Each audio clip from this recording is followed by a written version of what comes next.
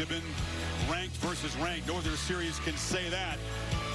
Last 7 meetings, 6 of them won by Alabama. The one Georgia win was in the national championship, paying back the SEC championship loss. But it's inconceivable, really, Kirk, to see Georgia, as great as they've been, lose 9 of the last 10 to anybody.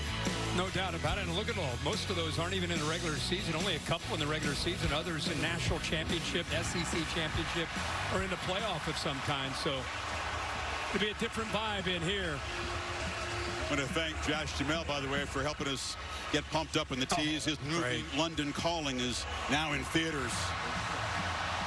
Giving fans these wristbands a la Taylor Swift concert. And the Dogs about to barge out here between the hedges. Haven't lost here since 2019.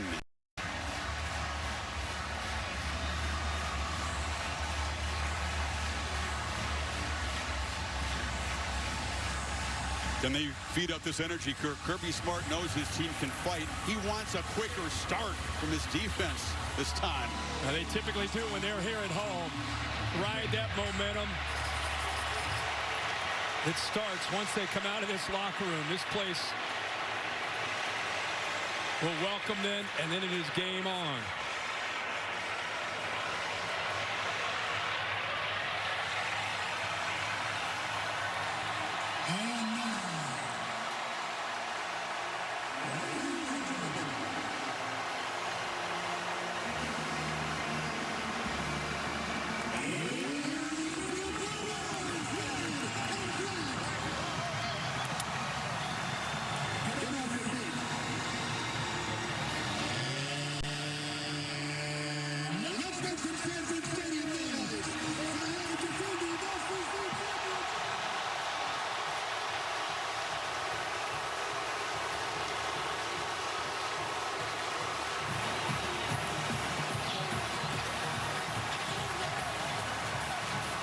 In Kirby's words, this is another defining moment for his football team. That seems to be every week in the SEC, though. That entrance, I mean, that's just college football, isn't it? This scene, Georgia runs out, and now here are the villains as far as Georgia's concerned. A motivated and focused Alabama Crimson Tide team. Got to handle a hostile environment better than they did with an opening loss to Florida State. Last year's game, an all-time classic. The Tide, of course, at home.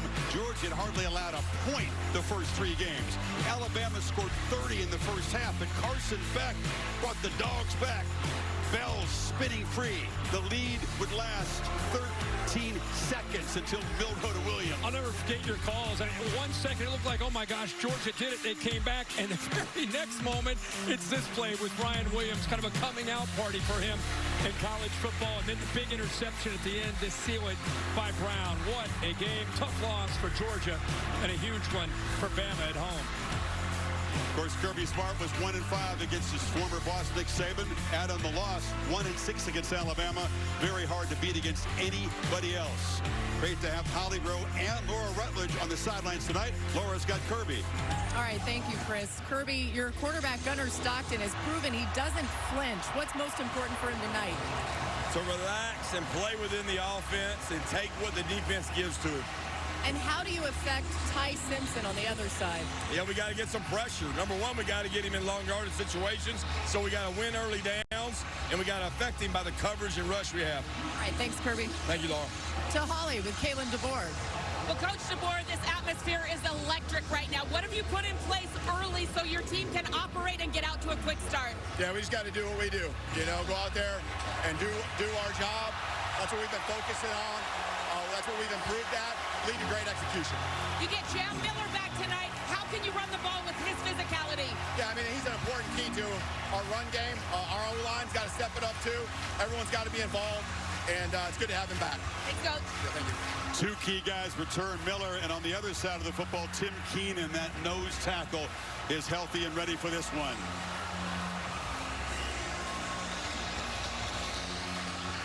DeBoer won the toss and deferred. So we'll see the Georgia offense and Gunnar Stockton momentarily. Simpson will have to wait to step into this cauldron of noise. Buckle up, folks.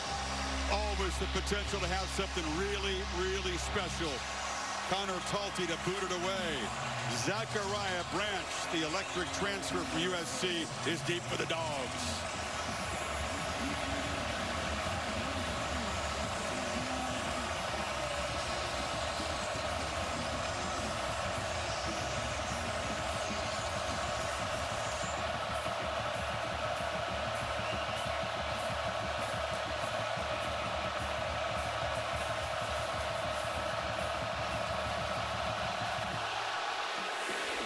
And the boot lands deep in the end zone for a touchback.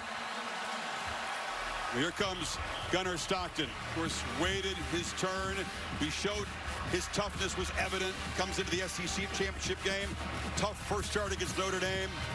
And surviving the test against Tennessee. That's the stats. Responsible for 3 touchdowns. Obviously, his running could be key again tonight. A big thing Alabama's concerned about his playmaking ability when things aren't there for him. But I think he's a different quarterback after that test in Knoxville. We'll see how that plays out. But look for a lot of 2 tight end sets with Mike Bobo's offense. A lot of quick throws to set up the vertical shots. Nate Frazier is the back, and he runs ahead for a couple of yards. Impact player is when Georgia has the football tonight. Well, they want to be stubborn. They told us about their run game. They're going to go a little tempo. When they go quick throws, look for 1. Zachariah Branch. On the other side, you mentioned Keenan back in the middle.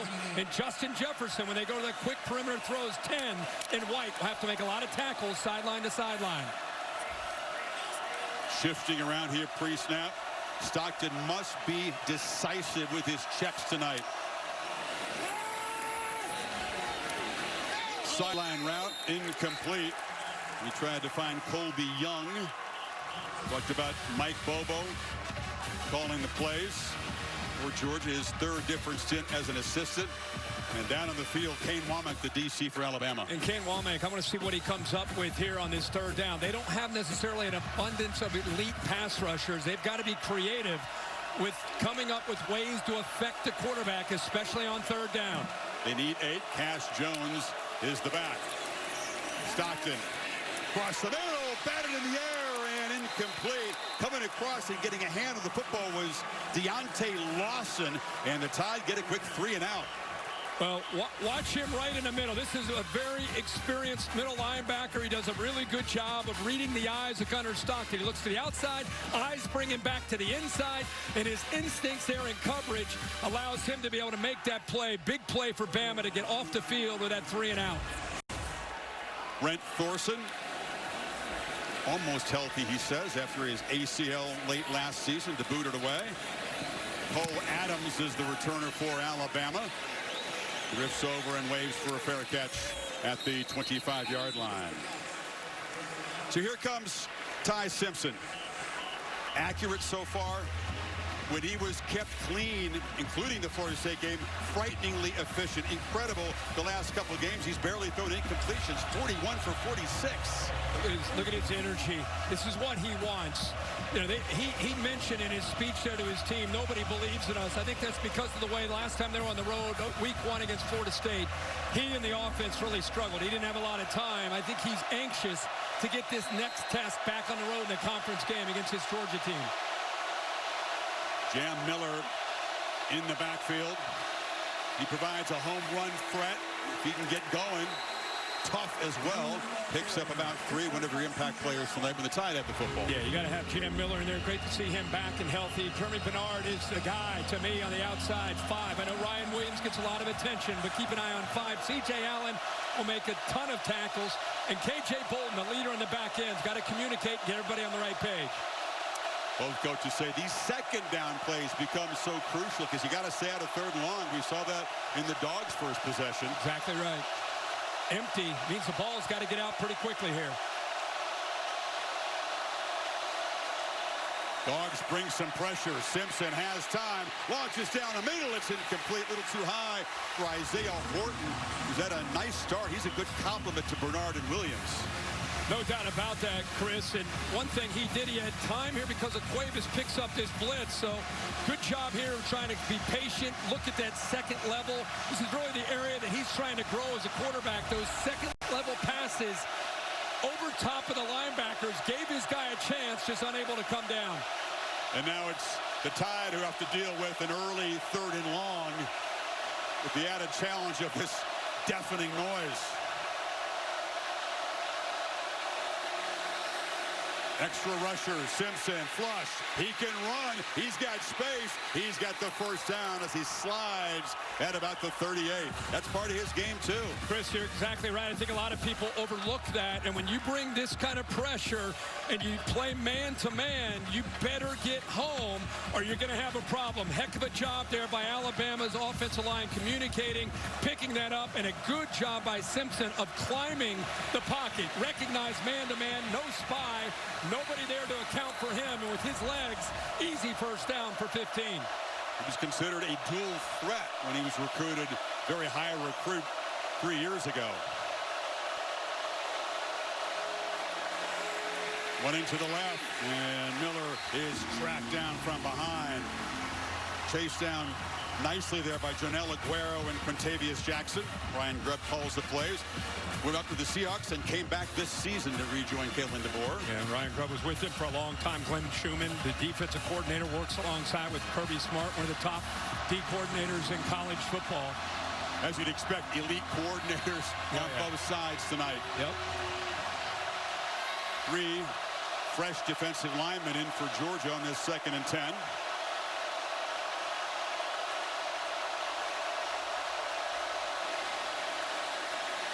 Move the pocket, and Simpson shoots it downfield. Ryan Williams dropped the football. That has been a problem for him. 3 of them against Florida State. Dropped a touchdown against Wisconsin. Very catchable ball. And sometimes you call the right play at the right time. Watch the free safety. Just move. Look at the middle of the field open up. Ty Simpson must have thought, oh my gosh, I got exactly what I wanted with 31 Jones opening up the middle. And just the superstar there, Ryan Williams, unable to bring it down for the touchdown. It's a missed opportunity, obviously, for the Crimson Tide. Yeah, difference between 7-0 and 3rd and 10. Simpson gets the ball out quickly, and there's the catch by Horton on the sidelines. Let's see where they spot it. I think it's going to be just short. Ryan Williams, if he does have a weakness in his game, sometimes lets the ball come play him. Yeah. Doesn't catch it in his hands. Yeah, and that's something they've been really trying to challenge him with, is be confident with your hands. Don't feel like you have to use your body.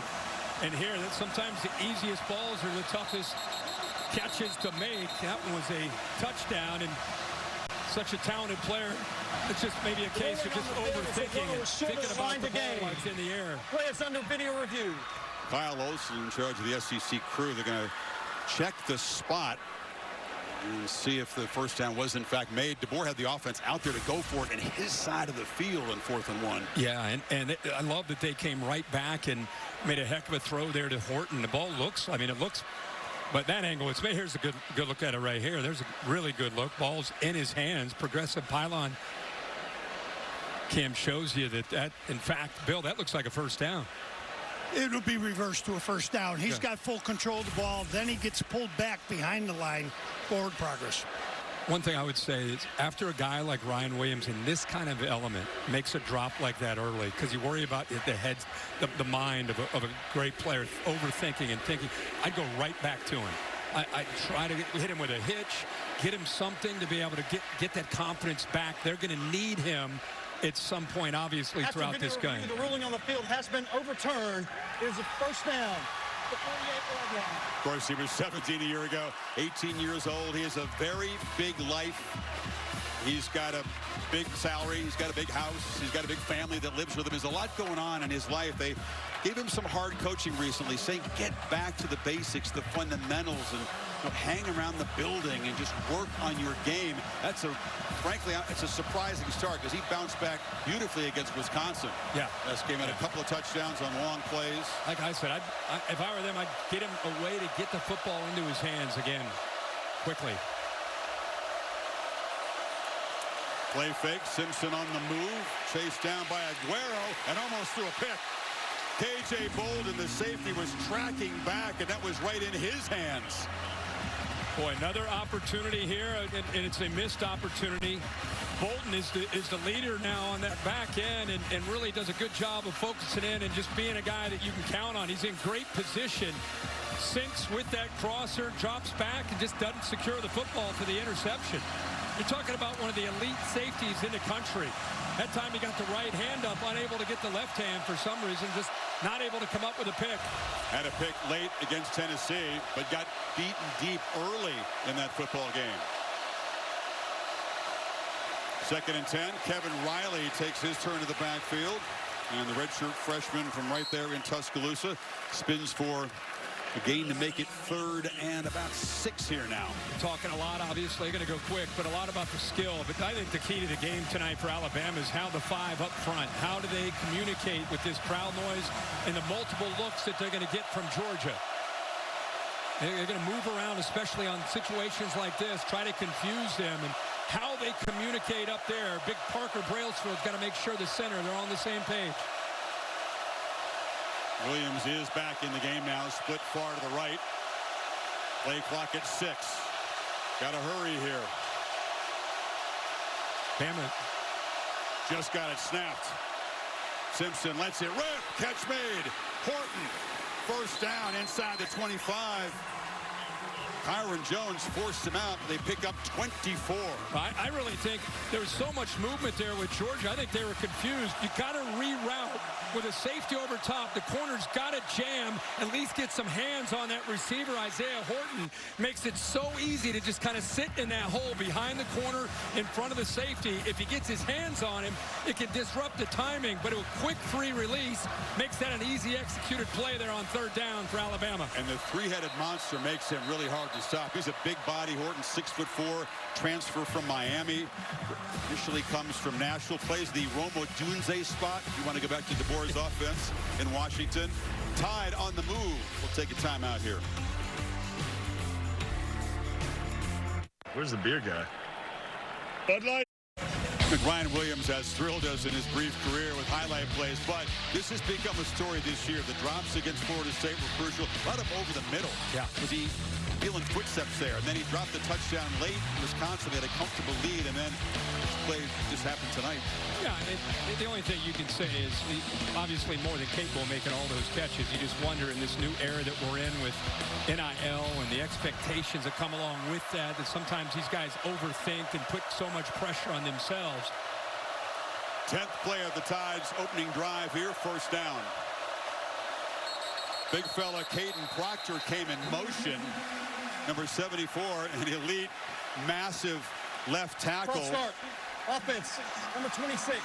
It's Miller with the false start, but Proctor's a good enough athlete. They can get a little creative moving him to different spots. Well, kind of like Trent Williams in the NFL with the 49ers. You can move him like that, like a big tight end, and then you can run the football to the right with a moving 360-pound offensive tackle on the move. Those pre-snap penalties were an issue in Tally. Will it stall this drive? 1st and 15 now. Williams in the slot to the right side. Miller is the back.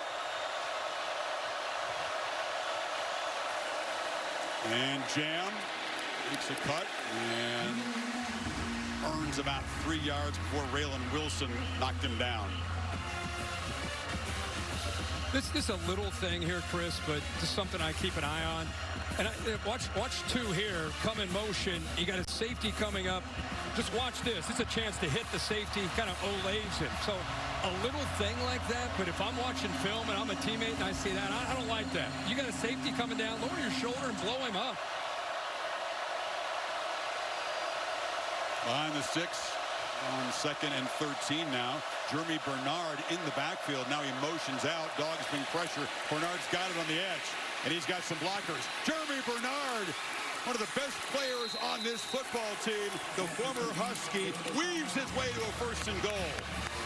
Well, good job by Bernard, but again, I don't mean to pick on Ryan Williams, but you got to give me a little bit more than that. Thank goodness Bernard is gifted with the ball in his hands after the catch. Everybody wants to talk about Ryan Williams. To me, it's really more about Bernard and Horton in this offense as we sit here, whatever the date is in 2025. They've got to work their offense through the running game in 5-1.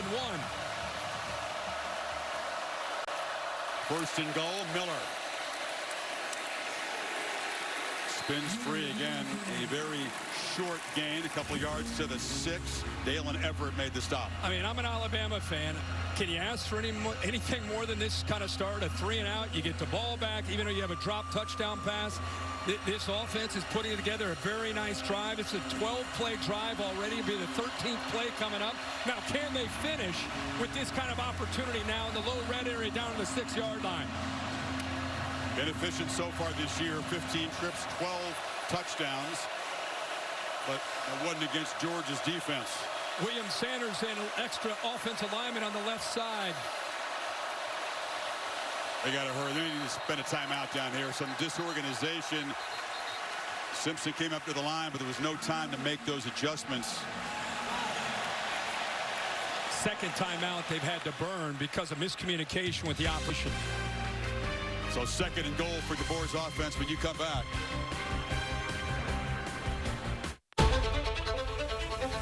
If I'm not National champions. Larry Kerr is one of the best coaches of all time at that level. Of course, Jalen Hurts against Georgia came off the bench when Tua struggled and had a fourth quarter pass and run to beat the Dogs in an SEC championship. Bama has been a team that has had to throw the ball down in the red zone 60% of the time. Will that continue with Jam Miller now back in the lineup? It's Horton who comes in motion. And it's a low throw, incomplete. No chance to make a play. Kyron Jones was all over him anyway, and it's third and goal. I tell you, these quick throws that Bama's trying, they're lucky Bernard was able to make a play just on his own. But the Georgia defenders on the perimeter slipping those receiver blocks, and even if they do catch it, not a lot of room to run right now. 14th play of the drive. They're 3 for 3 on third down. And they reach the end zone on this play.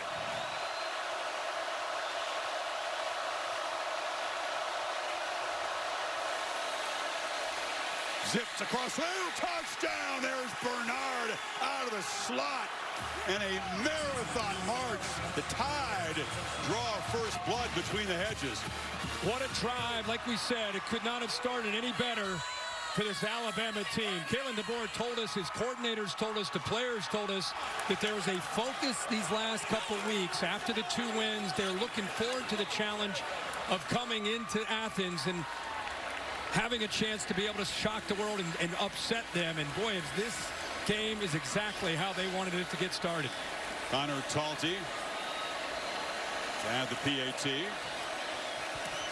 And Georgia's defense, Kirk, another slow start. Of course, we showed you what happened last year. Who can forget that? Slow start against Tennessee, and now they are down a touchdown at home. Here's the AT&T connected clicker, and here's Bernard, who is lined up initially, trips into the boundary, and when you motion, now you're going to create a matchup. He's got Ellis Robinson, who's following him right here. Look at him create space by going out there. Now you got inside movement here. Here's man-to-man right here on the tight end. That clears, and now you got the open space right there for the touchdown. Good job of timing that up. Good job of waiting to just the right time for that tight end to clear with K.J. Bolton.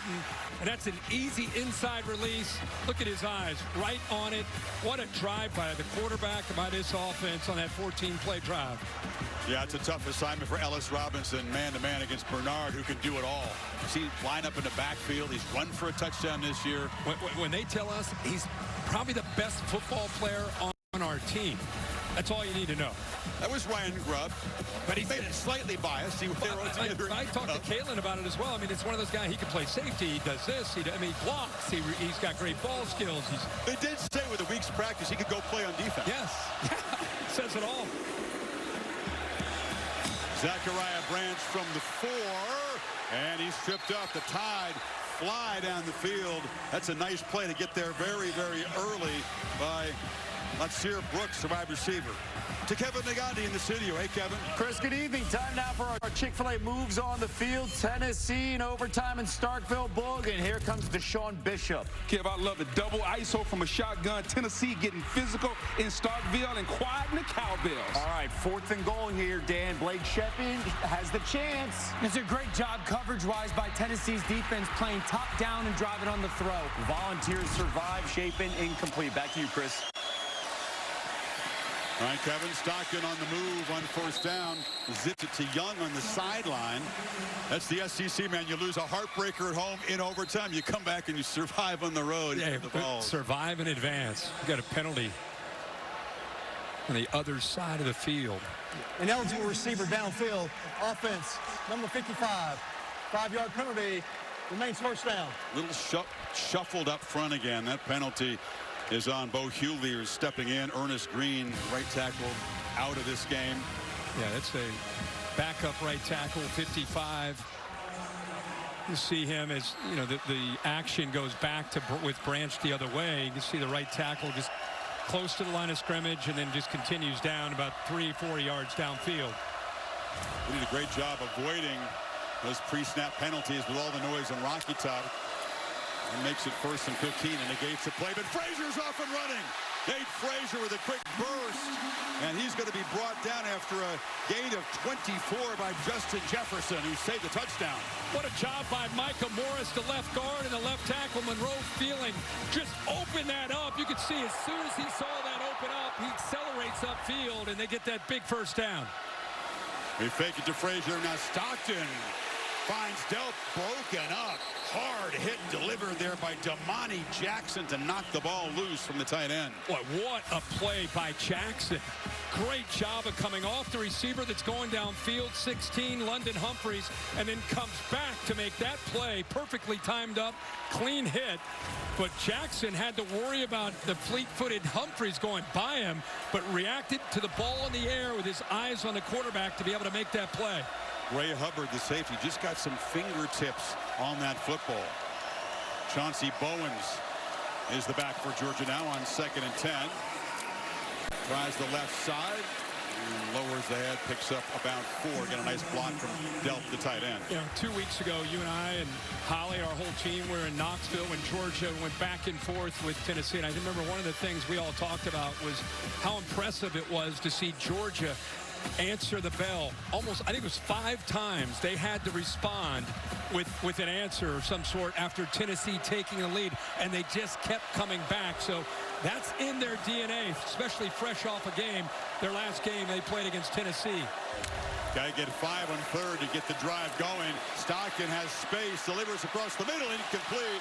That was Branch streaking down the middle. Thought he had a chance to maybe pick that up with his legs there. Yeah, I feel like, you know, he definitely could have picked it up. He had Cash Jones sneaking out of the backfield as well, 32. Look at that open up. All you need is 5 yards. Got a little bit greedy there. He had a crosser underneath with Humphreys. He had 32 coming out of the backfield, but instead opts to try to squeeze one in there to Branch, which is a very tough throw. Stockton coming off the huge game against Tennessee, 0 for 4 to start tonight. So Thorson back to punt it again. Adams standing at his 15. And the Aussie booms one down there. Fair catch made at the 16. So Alabama back to work as you see some of the legendary faces on both sides. Tied 7-0 midway first.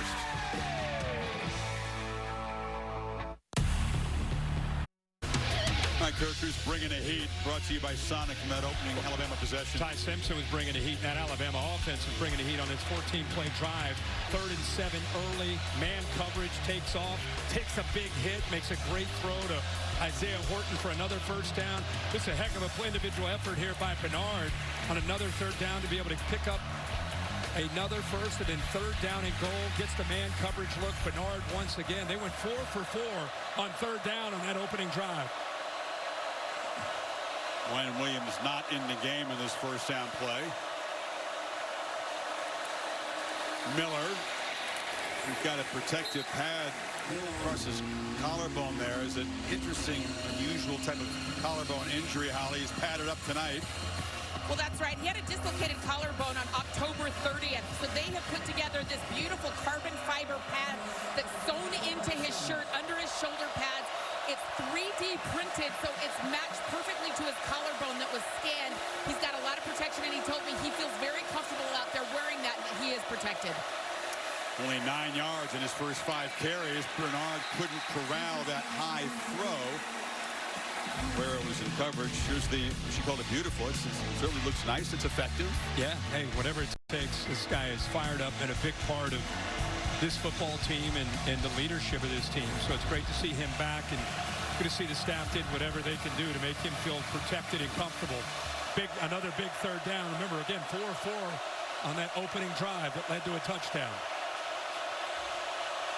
He needs 7. Miller is to the left of Simpson. Dogs rush 4. Simpson steps up, fires across the middle. Catch is made. That's Josh Cuevas, the big tight end. Make it 5 for 5 on third. Well, I'm going to brag about the quarterback, but I keep going back to this. Give the quarterback a chance to be able to step up. Heck of a job with the interior. The 2 guards in the center gave him that chance. We could talk about Ty Simpson. And by the way, good job. That's what you work on in a drill. It's very easy to slip that ball out of your hand with the big fella trying to knock it away, but he does a nice job of holding on to it, stepping up with the lineman helping, and they convert again on third down. Bernard looking to throw the football. He can do a bit of everything, but he's going to run out of time and get dropped for a loss by Chris Cole. That's good discipline downfield, not fooled at all. Bernard kind of started to show it a little bit early. Maybe that allowed Glenn Schumann's defense to be able to get back there, but just nowhere to go with the football. In a perfect world, he just throws it away, but the guy's a receiver, right? He's trying to make a play, but a big loss. Yeah, you don't count on those receivers or running backs to throw it away. He took a 6-yard loss, though, so comes a very challenging series of downs. Rupp going for the trickery on 1st and 10. Ryan Williams has been off the field since some of those mistakes. He's back now on the field here. Simpson flips it short. Miller out of the backfield. Or excuse me, that's Riley who collects it and gets back the loss plus a few yards. Laura? Well, Chris, here's another third down for Alabama. They're 5 for 5 so far, as you guys have illustrated. Glenn Schumann was just telling his defense on the sideline, we have got to be the better team on third downs. You know they are really good on third downs. Also emphasizing communication, being demonstrative with it for this defense, because it is so loud when this defense is on the field. And Lauren, it's such a good point. The outside linebackers for Georgia, kind of a calling card for them over the years, at getting pressure on third down. They've got to be able to get home to affect Simpson. Look at Simpson in total command on the road in front of this environment. He's got to use his last timeout of the first half. Yeah, so 2 possessions. They now use all 3 of their timeouts. But you can tell that, you know, they're trying to be very multiple. They're trying to put Georgia's defense in stress with a lot of shifts, which is what the DeBoer is known for. Yeah, and that time the tight end Cuevas, 80, is a transfer from Washington, just not on the same page. You saw he had to go all the way up to him, kind of pat him, move him back over to the right. So that's the aspect of playing on the road in any environment, especially here in Athens, where you just got to make sure everybody hears every call and everybody's on the same page. In my opinion, so far early, 15 doing all he can to offset this crowd noise and really lead this offense. Great quote. Yeah, he's grown up around ball. His dad, Jason, is the head coach at UT Martin, right? I think 20 years, I think. 20 years, yeah. The epitome of a coach's son. Can they convert again? Lead 6.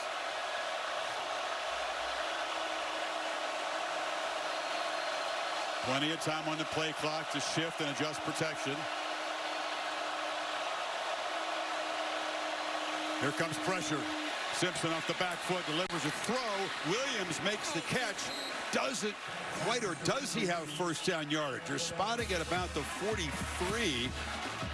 Picked up 7. It's going to be enough for another conversion, Kirk. Yep, great job. Watch the center go to his right to pick up one linebacker. There's Jam Miller right there. That's part of what you miss with 26 being out.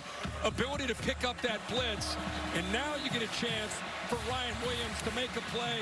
And good job of fighting for those extra couple yards to get the first down. That'll weigh 2. Bernard lined up in the backfield here. Now motions out. Simpson again has time, and it's Bernard underneath. Catches it in traffic. Another thing that he does very well. Aguero makes the hit. Picked up 5. Just a little wrinkle by Ryan Grubb. We keep talking about the versatility of 5 Bernard, and you don't always have to line him up out in the perimeter. That time, just put him in the backfield. Another way to get the football into his hands.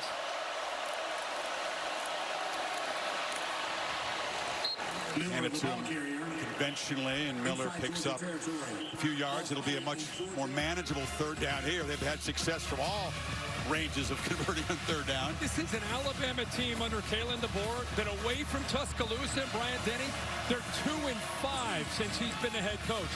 This looks like a team that is laser focused here early in this game. They've got 22 plays, Georgia only 7. And right now really controlling the flow of the football game. Empty backfield, 5 receivers on 3rd and 2. Handoff, Bernard in that jet sweep motion, and he kind of dances and finds a crease, picks up another first down. I don't know who's come into this place as a visitor and gone 7 for 7 on 3rd down to start a game. Has that ever happened? Doesn't happen, but watch him set this up. He goes in here, he draws the attention, and then he pops out to the outside. Good block there by Horton, and a good job of being aware of exactly where he needed to go to set that up to get the first down yardage. Just unheard of efficiency for an opponent in this place. All 11. It's not just one guy, all 11. Deep drop. Simpson looking across the middle and delivers a strike. And the tough catch made by Lazir Brooks took a blow that picks up 19. Well, I am such a fan of what we're seeing right now from Ty Simpson. How comfortable he is with his rhythm. Puts this ball, not afraid at all. The linebacker right there in the middle. Got it out decisively. Miller, as they run with some tempo here in the red zone. Bouncing off people. It's Riley who picks up about 4. Alabama dominant in this first quarter between the hedges and Athens, Georgia. Up by 7 and threatening. Impressive. This crowd is surprised, to say the least. End of 1 in Athens. Back after this message, and a word from your local ABC station. You're watching the SEC on ABC.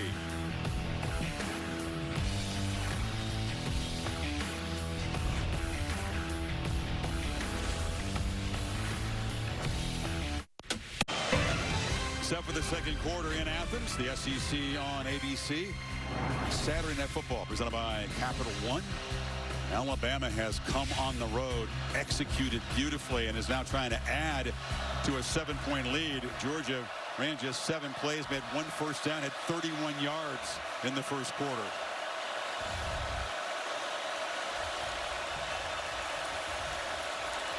Miller patiently makes his way, kind of waits for a crease to open up, falls forward. It's going to set up 3rd and short. Well, they've been doing it so far throughout this entire game. Ty Simpson, 5 of 5, 59 yards and a touchdown on 3rd downs tonight. See if the line can give him time again. Going to try to run for it. Miller, can he get the edge? He does, and he does get the first down. Jam Miller, welcome back. They have missed him the first few games. Good job here again by this offense, mixing up looks, mixing up the personnel groupings, keeping this Georgia defense on its heels. Expected maybe a quick throw. Instead, they run, bounce to the outside, get the yards. Big Gabe Harris unable to keep the edge there, and the Tide with a 1st and goal. Fake it to Miller on the run. Simpson launches, end zone, touchdown, Isaiah Horton. And the Crimson Tide, unbelievably efficient start on the road here for this offense. That's another 14-play drive, and what you'll love to see is watching Horton work back with his quarterback. This is incredible, almost like it was designed. Watch him stop, feels the defense, and then works back to the left, and Simpson locates him for that touchdown. Almost looked like they wanted the defense to fast flow, and then Horton just goes immediately back towards the middle of the field, and Ty Simpson, who is just in a zone tonight, locates him for that 2nd touchdown pass. Who does this? Back-to-back 14-play touchdown drives from Alabama. 8 for 8 tonight on third down. Simpson, who was the hottest quarterback in the country the last couple of games, picking up where he left off tonight.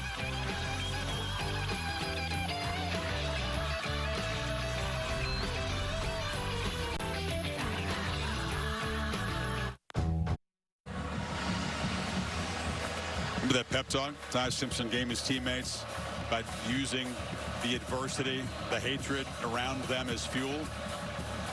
Can't use it better than they have in the first 16 minutes of this game. 2 long touchdown drives, efficient, and Kirby Smart is down 14-0 at home for just the second time ever. Here's the playbook brought to you by Modelo Kirk. When you start a game with back-to-back 14-play drives, you flatline a stadium on the road, and that's what they've done. This guy has been in a zone, in command, making checks before the ball is being snapped, making sure protection's on the same page, throwing accurate passes. Here's the latest touchdown pass to Horton. And then when you went to break, this is what was happening here. He's down here talking to the kickoff team. He's talking to the defense. This guy is locked in. And think about it, Chris, you bring up a great point. The whole world turned on them outside of that locker room after week 1. And this team is clearly rallied around Ty Simpson and each other. Stockton in Georgia, great pedigree coming from behind, though. They won't panic here. That's Zachariah Branch dancing for about 8 on the far sidelines. Well, now it's about Georgia. Mike Bobo, the play caller, staying calm. 13:50 to go in the second quarter, down 14. You're still sticking with the playbook, which means getting the ball out quickly to Branch. Still trying to find matchups where you can win downfield. They got a great group of receivers that can get downfield. Bama's been tough, and yes, they lost at Florida State, made a couple big plays, but they're very good at limiting big plays so far through 3 games. Chauncey Bowens busts loose, sprints down the sidelines. Damani Jackson couldn't corral him, and the Dogs in business now. Well, right now you have 2 true freshmen on the right side of this offensive line. How about that?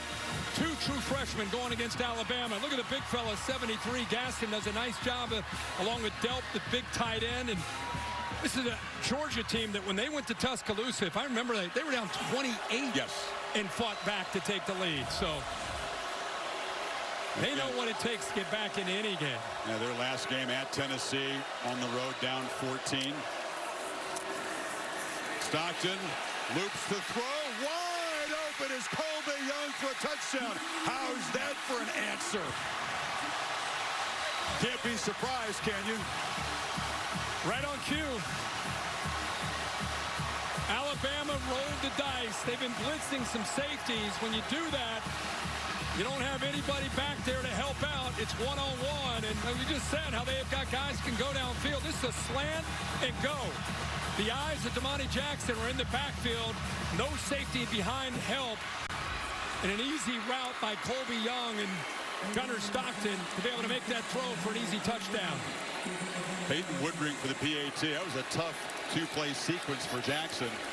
Missed a tackle on the perimeter, then gets beaten deep. And Georgia, in 1:13, takes it 75 yards in 3 plays. No surprise, the Dogs quickly respond. Lead cut in half here, early second quarter.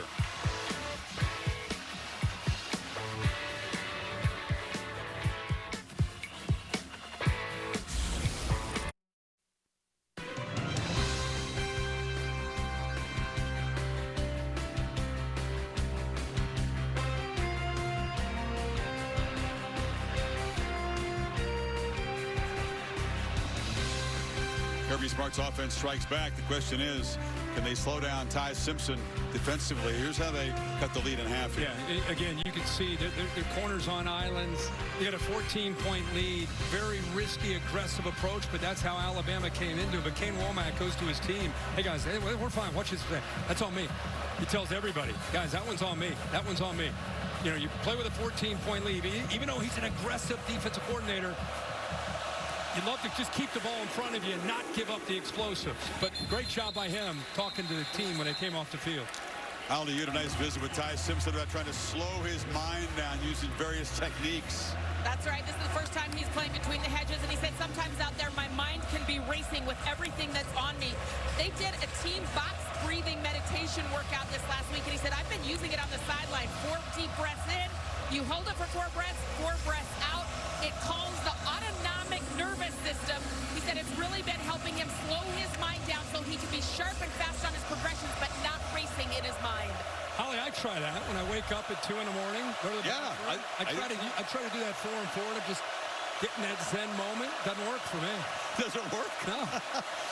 Simpson looking to throw on first down. Flips it a screen, and that's Riley. And Riley's loose down the far sideline. This guy was a 5th string back in camp. He just patiently climbed up the depth chart, making a big impact. And I love the call here on 1st and 10 because look at Georgia. They're bringing pressure. Good job of baiting them. Now you got the convoy in front. But watch, they got a chance to make this tackle right there, and it's missed by Ellis Robinson, who's known as a cover corner. But you got to make that tackle in the open field. But a good play call. Good job of the lineman getting downfield. And good tough running there by Riley to get positive yards into Georgia territory. Interesting call of screen. You know the defense is going to be all fired up off of that touchdown, and they use that aggression against them. Tied right back in Georgia territory. Bernard in the flat, gets a block from Ryan Williams. To give him credit, he did a good job on the perimeter that time, Kirk. Yeah, you sit on the bench, and you know you're going to get the attention of players. It's Ryan Grubb, who Chris just mentioned, has been with Kalen DeBoer throughout much of their coaching careers together. After Kalen DeBoer went to Tuscaloosa, he decided to stay in Seattle, worked for the Seahawks for a year. Things didn't work out, so he's back now working with Kalen DeBoer, and I tell you, he is off to a great start himself, with a real good feel of what to expect from Kirby Smart and Glenn Schumann from this Georgia defense. 2nd and 8. Tide don't have any timeouts left. Play clock winding down to 3. And they hand off to Riley, who's slammed down at the 45. It'll be another 3rd and long. And the Dogs get off the field. And the challenge to run between the tackles against Georgia's the movement. So much movement, slanting and angling. That time able to slip off of the blocks. Dogs still trying to get adjusted over there. Some confusion on the defensive side.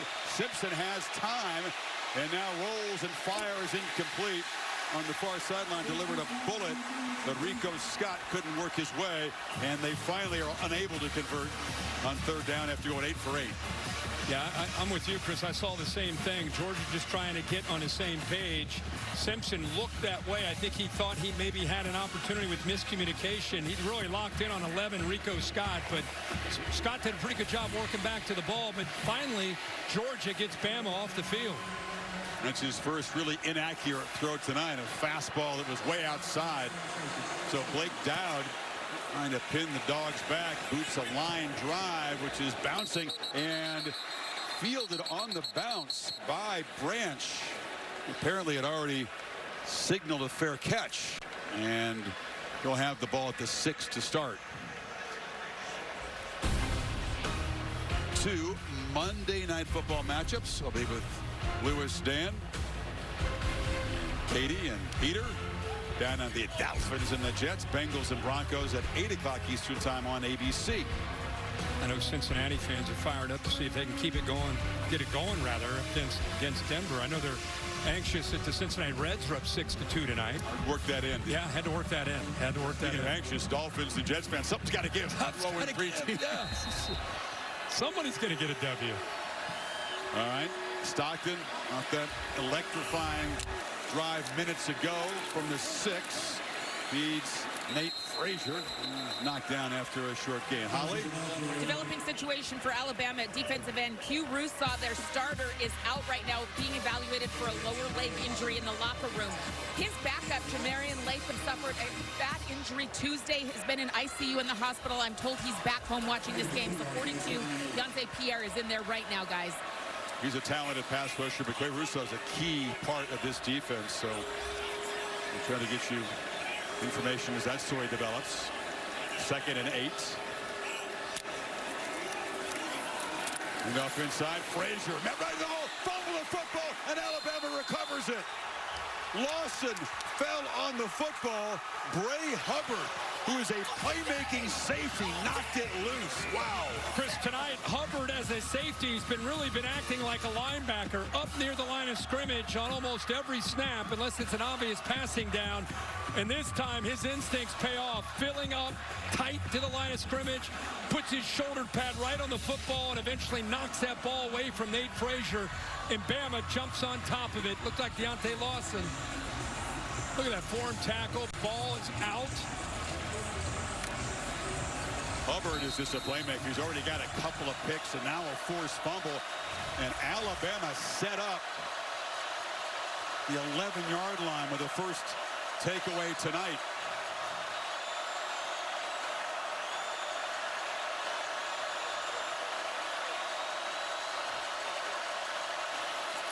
Miller tries the middle.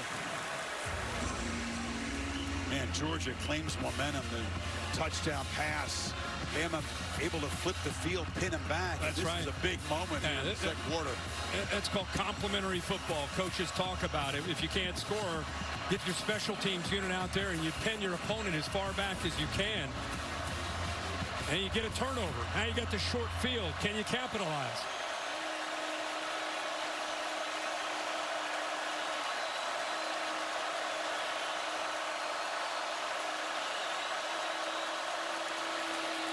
Miller again as they test the middle of that Dogs defense. You said how tough that is.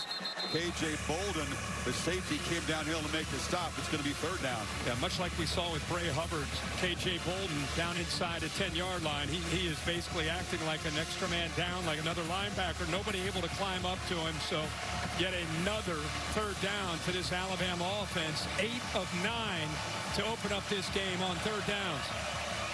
35th play they have run already, midway second quarter. Miller in the slot to the left. Simpson looks to the right, fires end zone, battle for the football, incomplete. Looked for Bernard. It was broken up by Ellis Robinson, who had a tough start to this game, made a nice play there. Yeah, Ellis Robinson, we talked about how he had got great cover skills. You practice this all the time against your own receivers. Get in phase, get into the face, and then get your head turned around, be able to get that arm timed up perfectly to knock it away. Doesn't get much better than what Robinson does on that back shoulder fade. They trust Bernard in those contested catches. He's got great strength. But Robinson makes the play, and now Connor Talty on for a chip shot. And the Tide convert the fumble recovery to 3 and stretch the lead to 10. The feature back in this offense, Nate Frazier. Do not expect him to make a mistake like this, but the Dogs defense stands up and keeps Bama out of the end zone.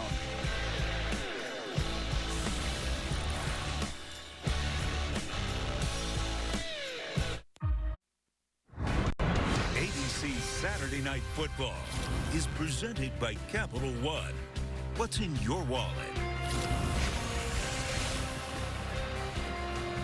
So Alabama, their 7th takeaway of the season. They have yet to have a turnover. Ashton for 3. Lead back to double digits.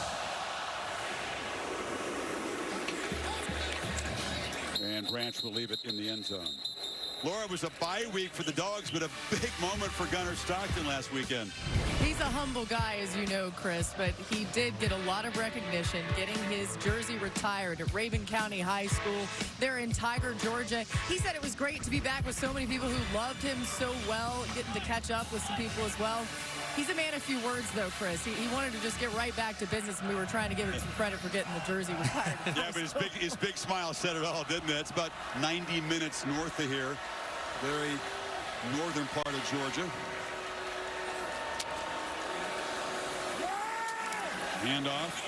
Branch Looking for room, but losing yardage. Trapped back inside the 20. Yhonzae Pierre is a twitched-up pass rusher. Got there in a hurry. He sure did. You just talked about him, you and Holly, and boy, he's taken advantage of these first few weeks, doing a great job of rushing the quarterback, and now being asked to make more plays on the early downs. And that time did a really good job of looking into the backfield and getting through a potential double team to be able to make that tackle for a loss.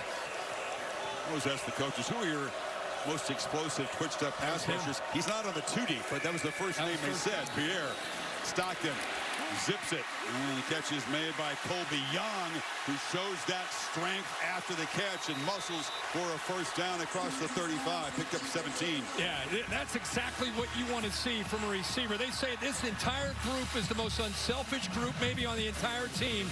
Here's an example of the effort and attitude led by Colby Young, 6'4", 215, makes that catch and then fights for another 5 or 6 yards through Bama defenders. Second year at Georgia, has battled injuries throughout his career, but when he was down with the Canes, very productive weapon, and you're seeing why this year when he's healthy. Bowens cuts it back, leans forward for about 4. It's good to see Tim Keenan back in the middle of this defense, 96 in white. He's been out, and he brings maturity and also experience and toughness. And I'll tell you what he also brings is size. He eats up those double teams and frees up the backers to make a lot of plays, especially getting through the teeth of that defense. Eats up less than he used to. He was 400 pounds when he got here out of high school. Right. Now he's a svelte 320. Stockton delivers a strike in traffic. It's a first down near midfield. London Humphreys, who caught that huge 4th down touchdown at Tennessee last game. Yeah, Georgia hasn't had many opportunities in his first half, and that's a credit to what Alabama's been able to do, converting a lot of the 3rd downs. They've been able to possess the ball. This is only the play coming up, only the 17th play that Georgia's had here in this first half. Look at the time of possession advantage. So the minimum opportunities that you're going to get, you got to capitalize when you get them. Josh McCray, the 240-pound hammer who scored that overtime touchdown in the game as pass protector. Stockton flush, and he'll be sacked. It's a short sack, but Edric Hill got him. Well, this is, I think, the area that we talked about in Tennessee. It's a pretty good job of picking up the potential pass rush right here. And watch how he's got time. There's really no need to get out of there. He's got time, and that's the area I think you're going to see Gunnar Stockton, the more experience he gets. He's so used to relying on his legs to make a play. You got to trust it, go through your progressions, and get that ball out. Handoff inside. Bowens busts loose. Chauncey Bowens galloping down the sideline, knocked out inside the 10 by Jackson. Picked up 43. Chris, watch the 2 guards, 56, Morris right here, and watch 63, the freshman.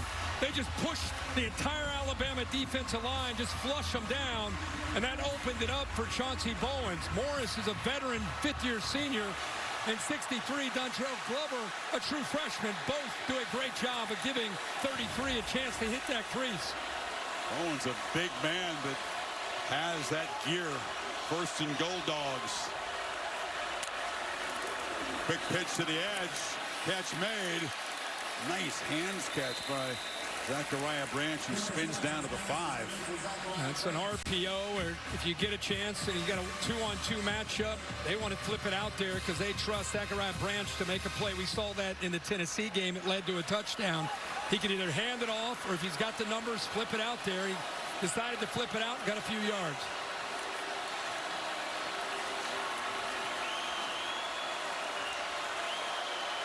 McCray shifts over to the right on 2nd and goal. He's got the football. Here's a huge short yardage hammer. Illinois 10 rushing touchdowns a year ago. Comes over part of this deep stable in Athens. He was the hero in Knoxville, fighting for every inch. Eventually, replay gave him the touchdown in overtime to celebrate that victory for the Georgia Bulldogs. No fun to tackle late in the game. Ready anytime for that man. Yeah. They will lean on you with 4 or 5 guys, try to wear you down that second half. Power formation on 3rd and goal. McCray again, no! He has met in the backfield. Huge collision. L.T. Overton said, not this time. Boy, did they do a good job of, again, slanting and just being physical. Watched him push through this Georgia front. You remember, Alabama gets the ball to start the second half. Georgia, as we talked about, sensing an opportunity. Haven't had a lot of them. Fourth down, they want to go for it. They've been very successful on fourth. 5 for 5 with 3 touchdowns scored. Stockton from the pocket, pressured, flips it short. Bowens flagged down as he's dropped at the 2-yard line. They're going to get defensive holding, I think, on Georgia in the secondary. On Bama? On Alabama. This should be a first down. Result of the play is the runner was short of the goal line. Holding. Defense. Holding the call.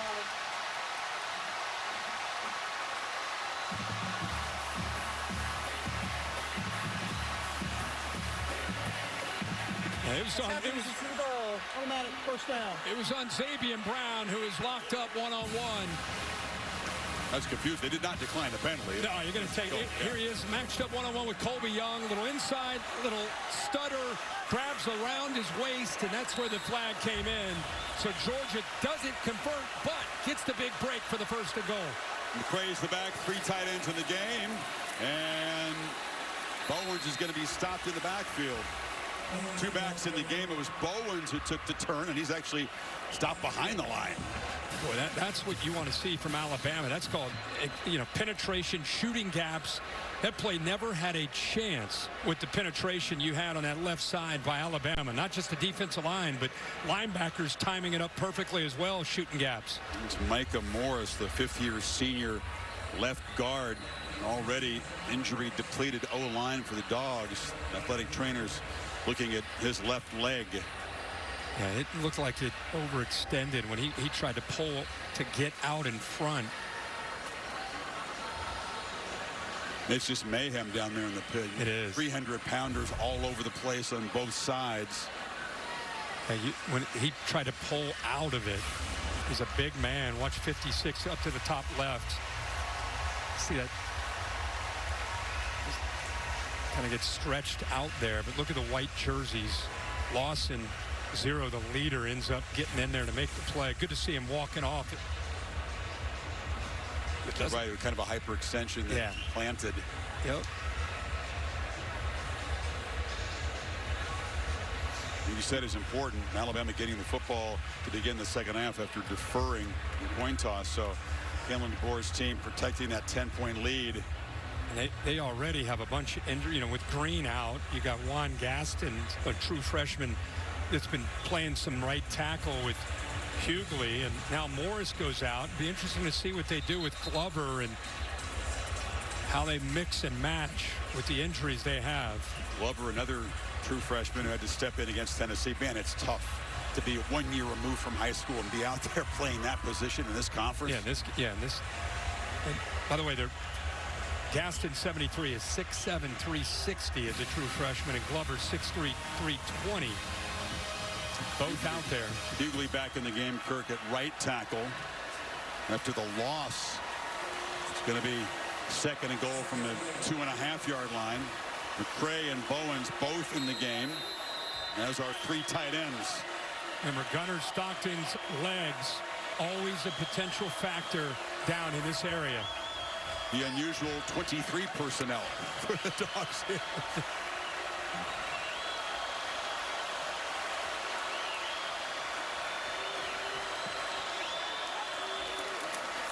On the pitch, walking in for the touchdown is Bowens.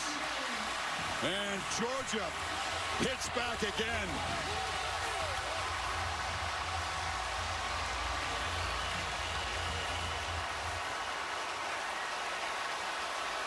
It doesn't matter what Georgia goes through. This is a team in 2025 that'll make adjustments, keep their poise, and never give up. They just keep fighting. That's what Kirby Smart prides himself on, and this team has shown that. They showed it in Knoxville. They've shown it tonight here at home to get back into this game. 75-yard drive, 11 plays, almost 6.5 minutes, and a 3-point game, 2 away before halftime. It's a big score, and you're going to see Delp, the tight end, work his way over, give him an extra body to be able to pick up a nice block there. Really, it's just once they get the seal block, you can see Seven also Lucky involved. They're just really walk into that corner for an easy touchdown. But again, a great response from Georgia after they gave up 3 after their own fumble. Come right back and put 7 on the board. Who's got the hot hand?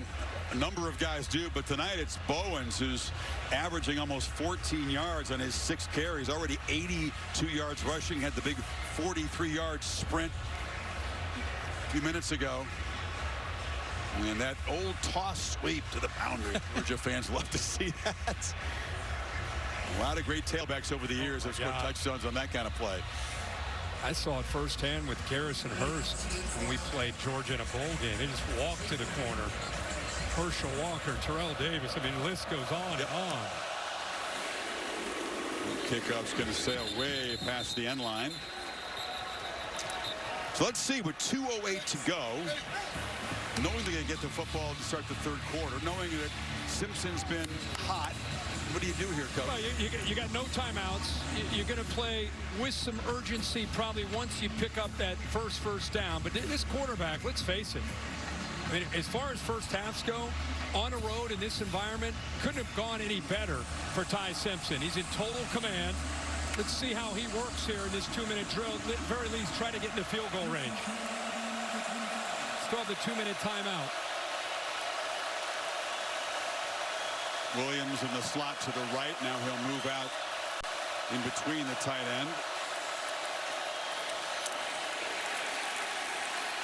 Testing the middle again, and C.J. Allen wrestling Riley down, and that'll take us to the 2-minute timeout. So the Tide pick up 2 to get this possession going, and they threaten to add to this 3-point lead.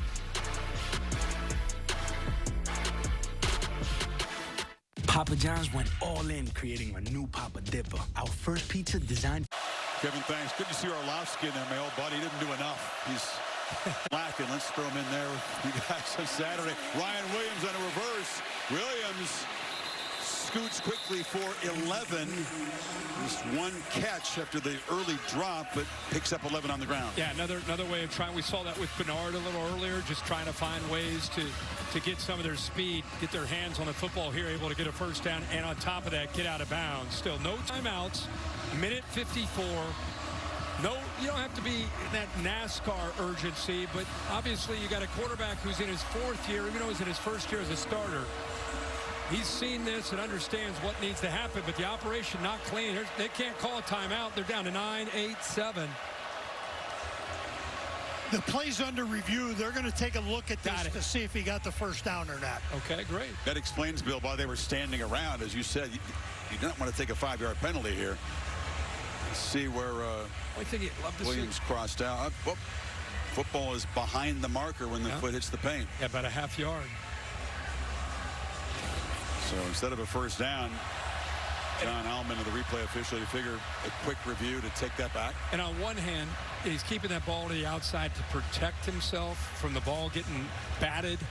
But wouldn't you love to see, once he turned the corner, awareness of where that first down marker is, and just, as you're going out of bounds, just kind of stick it across that line to get the first down, just to make it crystal clear. It'll be 3rd and 1, perhaps less than a yard for DeBoer's offense, assuming they do reverse this call of a first down. You mentioned not NASCAR. Tempo is something that has given Georgia, like all defenses, trouble. Certainly Tennessee, whenever they cranked up the tempo, and nobody plays that fast, we're able to really trouble Georgia. The ruling on the field has been overturned. Runner with the yard short at the line of the game. It'll be 3rd down. Ryan Grubb did say he would use it tactically tonight. This is where you want to use it tactically. But not that blazing tempo, but you got a quarterback that's in a zone, a quarterback that understands down and distance, not taking a sack, throw the ball away. Tricky part is not having any of the timeouts left. And Georgia has all 3, so if they do get the stop here, Chance to tie or perhaps take the lead before halftime.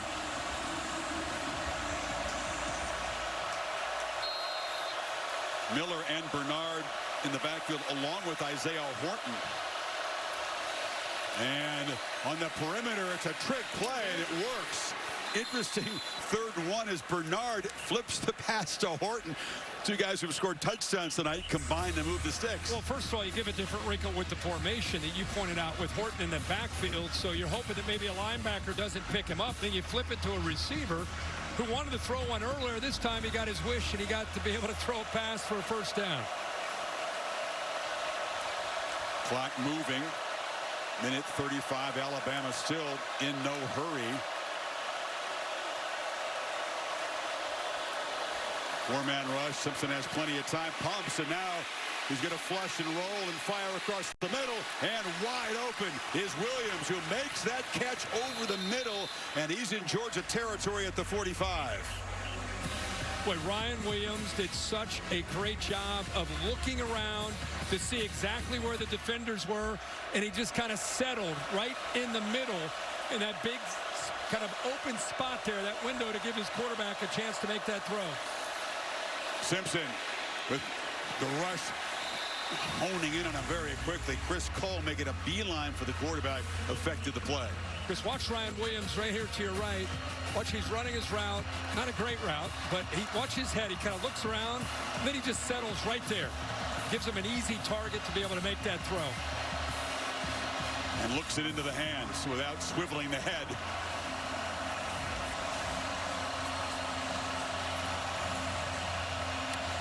So Williams back in the fold, involved in this drive as a ball carrier and a pass receiver.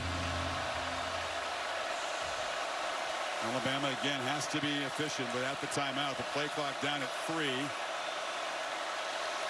just get it snapped. Simpson dumps it off in traffic. Brooks makes the play, and let's hear Brooks is still running. Poor tackling by the Dogs, and Brooks busts free down inside the 25. That was Dalen Everett who couldn't corral him. 21-yard gain. But Ryan Grubb is pulling out all the stops here. I think he expected to be hit. Now he's loose. Missed tackle by Everett that you pointed out. That's really his specialty as a boundary corner. And I'll tell you what, they get the ball into the hands of Brooks. He is fun to watch as a true freshman. He went out of bounds, so Georgia able to kind of slow things down. And a lot of big bodies. Now they'll spend a timeout on defense here. Man, this is just... See him say, we got to wrap up. That's what he just said to Everett. Just good stuff, Kirk. I mean, we talk about, putting these two teams on the field, and there are high expectations for drama and something that's potentially unforgettable. We saw that last year, and here they are again, trading blows back and forth, and now another opportunity for Bama to stretch the lead, and Georgia's got to step up on defense. Well, they have to, because Bama gets the ball again to start the second half, but I do think this is a game that it's just the way these brands are. It's going to be, it's like a heavyweight fight that these two are sitting in the middle of the ring, and they're just taking swings at each other. Neither one's going to back down. They know not just that pride's at stake, they know what's at stake, especially Bama after a loss to Florida State. They feel like this is a must-win kind of game for them. But Georgia does not want to give up a touchdown here. They've got 53 seconds. They got the ball at the 23-yard line. And their whole goal was to disrupt the rhythm of Ty Simpson. And they've not been able to do that very much at all in his first half. Conventional run game really hasn't worked well so far, but a lot of creativity from Grubb and a lot of playmakers involved, and a very hot point guard so far in Simpson. Miller is the back here. Simpson straight back against the four-man rush. Again, rolls, fires on the move. Flag down in the secondary as Bernard made the catch. Forced out of bounds inside the 20. We'll sort the flag out. It looked like there was a hold in the secondary. Defense, number 6. 10-yard penalty, automatic first down. Well, Dalen Everett. Everett missed a tackle, and now he ends up holding Ryan Williams, who is on a route ahead of where the ball went to Bernard, right to the right there. He just gets grabbed and locked up. Good catch by the official. Bad break for Georgia. Bama, forget the field goal, 46 seconds. They have moved the ball right down the field. You're right, Kirk.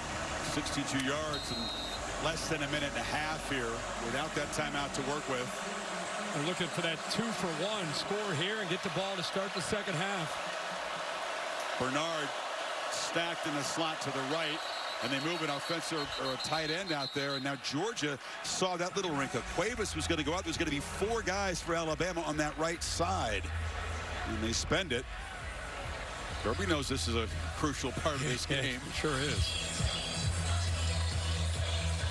Ryan Grubb, what a job of preparing his quarterback. What a job of mixing up different looks. You're right, they've not been able to run the ball. You know, only 53 yards running, but because they have a quarterback that's seeing the field so well, they've mixed up those looks. I mean, how many different guys has he thrown to? 1, 2, 3, 4, 5, 6 different targets have reception in this first half. Interesting, Kirk, a couple of years ago when Grubb was there, they threw it for 336 a game with Milroe. He goes to the Seahawks last year, not in the top 50 in pass offense. Now he comes back, and you're seeing why he and Kalen DeBoer have been linked so closely throughout their careers. A lot of evidence of success. I think a lot of people panicked after they saw the opener against Florida State and said, what the heck's going on with who's this quarterback? Who's the new coordinator? I think these last few weeks, we've seen a very different Alabama offense. Another little wrinkle here. Moving Cam Miller. They go empty. Miller's out to the left. They got Caden Proctor, the big tackle on the left side. They're going to throw it to him. Big fella. Barreling downhill. Proctor muscling down near the pylon. Are you kidding me? Oh, I feel so bad for Kyron Jones, the poor safety, 31, that tried to come up and make a tackle. He just dove at his ankles. No chance to bring the big fella down. Watch 31 come up here, Chris. He sees 360 pounds. He just dives, misses. Look at the big fella, keeping a balance. How about that? You got backs and receivers blocking for the tackle, the role reversal. But right on cue with Ryan Grubb and the wrinkles and the different looks. First and goal without a timeout. Little urgency here to get up quickly. Proctor's over here, Chris. Simpson on the move. He's going to keep it and score. Creative, efficient. And Simpson says, hush now.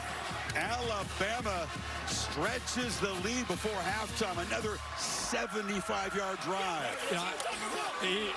It started with his pregame speech to his team. You can see the Georgia fans, they don't know what to think right now. But everybody better pay attention to Ty Simpson, quarterback at Alabama. This guy's not only a distributor. He may not be Jalen Milroe running around with that kind of speed. But I'll tell you what, if you don't account for him, he's going to make plays with his legs. No doubt. And add to the list of playmakers, a 360-pound tackle, Caden Proctor. That was fun. Flag on the PAT. You practice stuff like that? They always work the gimmick plays. Is he going to call it against Georgia on the road? Yes, he is. I tell you who told me they're going to call it. Holly Rowe. She did. Pre-game. She came over with her board and her notes, and she said, hey, just so you know, look out for 74. In practice, they're doing some stuff, throwing the ball. I said, okay, all right. Holly, by the way, who's working WNBA playoffs, took time out to go to practice down there, Holly. Leverage, defense, number 94. He's still on the back of the opponent. That 15-yard penalty will be assessed on the kickoff. The kick is good. Holly, you told us about it. I don't know if we're going to show this replay, but I think all of America, there's Jones. Jones is like, what do I do? I'm just diving. I got no shot against 360 pounds. I don't know if he was a running back in Pee Wee. He's showing some pretty good instincts here as a big fella running with a football. And then here's the touchdown. Talked about, you got to worry about all these receivers, the different guys going in different directions. He's got an open man there in the back line, but instead goes the easy route and just gets to the corner for the touchdown. Appreciate your prep, Holly. Really do. Guys, yeah, it's so cool, too. What's really cool about Caden Proctor's touchdown right there, I was standing at practice with Kalen DeBoer, and he got the sheet from the strength and conditioning staff Caden Proctor has been on a 9-week weight loss goal, and he achieved that goal on Wednesday. He is down to a svelte 359. They're rewarding the big fella with that nice touchdown run or touchdown catch there. So I thought that was a cool story, too. Yeah, great. Yeah, Holly, after 9 weeks, you got to reward him, right? That's great. Exactly. Yeah, he sets up the touchdown. It was a rough start for him, okay? He's a road grader as a run blocker. His pass pro was not good against Florida State. He gave up a lot of pressures in that game, and I had a point to prove. Worked hard on trying to clean up some of that stuff. I think he's got size 21 shoes. Those are big feet to get moving. Probably an E, too. Kick goes bouncing down there. Branch will be swarmed at the 12-yard line. Again, here's a reminder about this guy who wears the C in his jersey, but as a first-year starter, Simpson getting his guys ready to go to battle here in this hostile environment.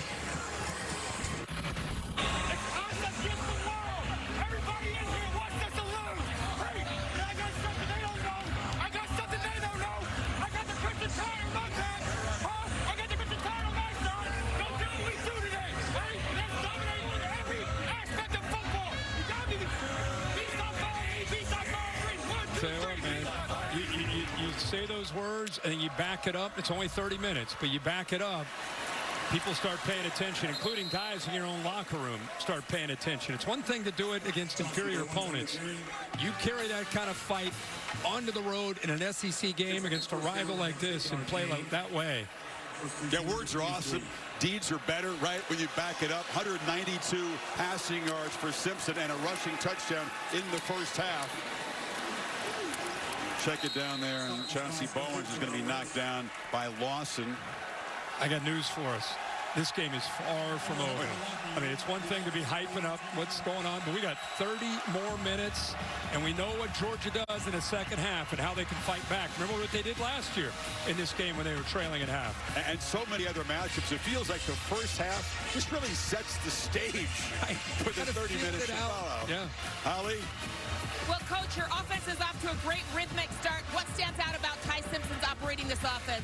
Yeah, he's doing a great job seeing things, seeing the pressure, stepping up and making throw, especially when we need him critical times.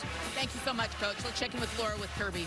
All right, Kirby, how would you describe the way that first half ended? When it ended or the way the whole thing went? We can't get off the field on third down. We got no chance to get off the field on third down. They're executing better than we're playing, and their quarterback's really hot, doing a great job. We can't get off the field on third down, but the end right there, we didn't play good 2-minute defense. They drove the ball down, made a big score. All right, thanks, Coach. Thank you. Chris. Yeah, you could tell Smart disappointed, but as he knows, his team fights back like nobody, and a 10-point halftime deficit won't make them flinch. Halftime in Athens. Tied up by 10. The fourth halftime report. Back to Kevin, Booger, and Dan in the studio. Chris, thank you. Ford halftime report. Booger McFarland, Darren Orlovsky, Kevin Nagandi here with you. You heard Kirby talk about it. Yeah. Can't stop them on third down. Georgia's defense early in the season allowed only 11 third down conversions. Classic in the making, perhaps. Welcome back to the SEC on ABC. Saturday Night Football on ABC, presented by Capital One. Part of the SEC All Day, presented by IHG Hotels and Resorts. Alabama struck quickly. 2 long touchdown drives. Georgia, of course, fought back. But Dogs, with that 33-game home field win streak on the line, find themselves down 10 at the break. Alabama gets the football, Kirk. Over the years, we've seen Kirby Smart be the master of halftime adjustments to kind of get his defense going. What can he do tonight here to turn this around? Well, I think first thing you have to do is get back to your bread and butter, which is defense. They have not been able to get Ty Simpson and the Alabama offense off the field. They've got to be able to get them into obvious passing situations, which means you got to bow up on first and second down and get them to those 3rd and 7s and 3rd and 8s.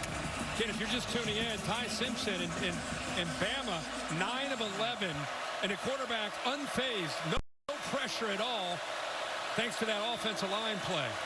Bama doing this without really a conventional running attack. They fed the tailbacks, but It hasn't been big plays from those. They use him as a receiver, and Jam Miller accelerates around the edge. The backs as receivers have been effective tonight. It's almost like Ryan Grubb is just one step ahead of Kirby Smart and Glenn Schumann with his play calling and with the designs of the different looks that he's giving them. Seems like Ty Simpson always seems to have an answer. And they start the second half with his first play, getting Jam Miller out in the flat there all alone for a first down. It's the 7th different pass catcher now in this game, spreading it around.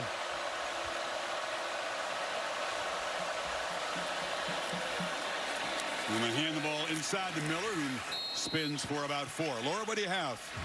Well, Kirk's talking about defensive adjustments for Georgia, and Glenn Schumann, the defensive coordinator, has been really emphasizing the D-line, telling them they have to do anything to get in Ty Simpson's face, to make him uncomfortable, saying they need to help out the back end by affecting him as quickly as possible, and noting they have to do it fast because he's getting the ball out so quickly. It's an athletic defensive front, not as big as some other recent Georgia defenses, but they like these guys. Yeah, 52 Miller right in the middle. He's the anchor. He's got to be able to be the guy that kind of sets the tone and makes a difference. Bernard in the backfield. They hand it to the receiver. If you could even call him that, he's just Mr. Everything. And he scoots around the edge for a first down in Georgia territory. Holly, what do you have from the other side?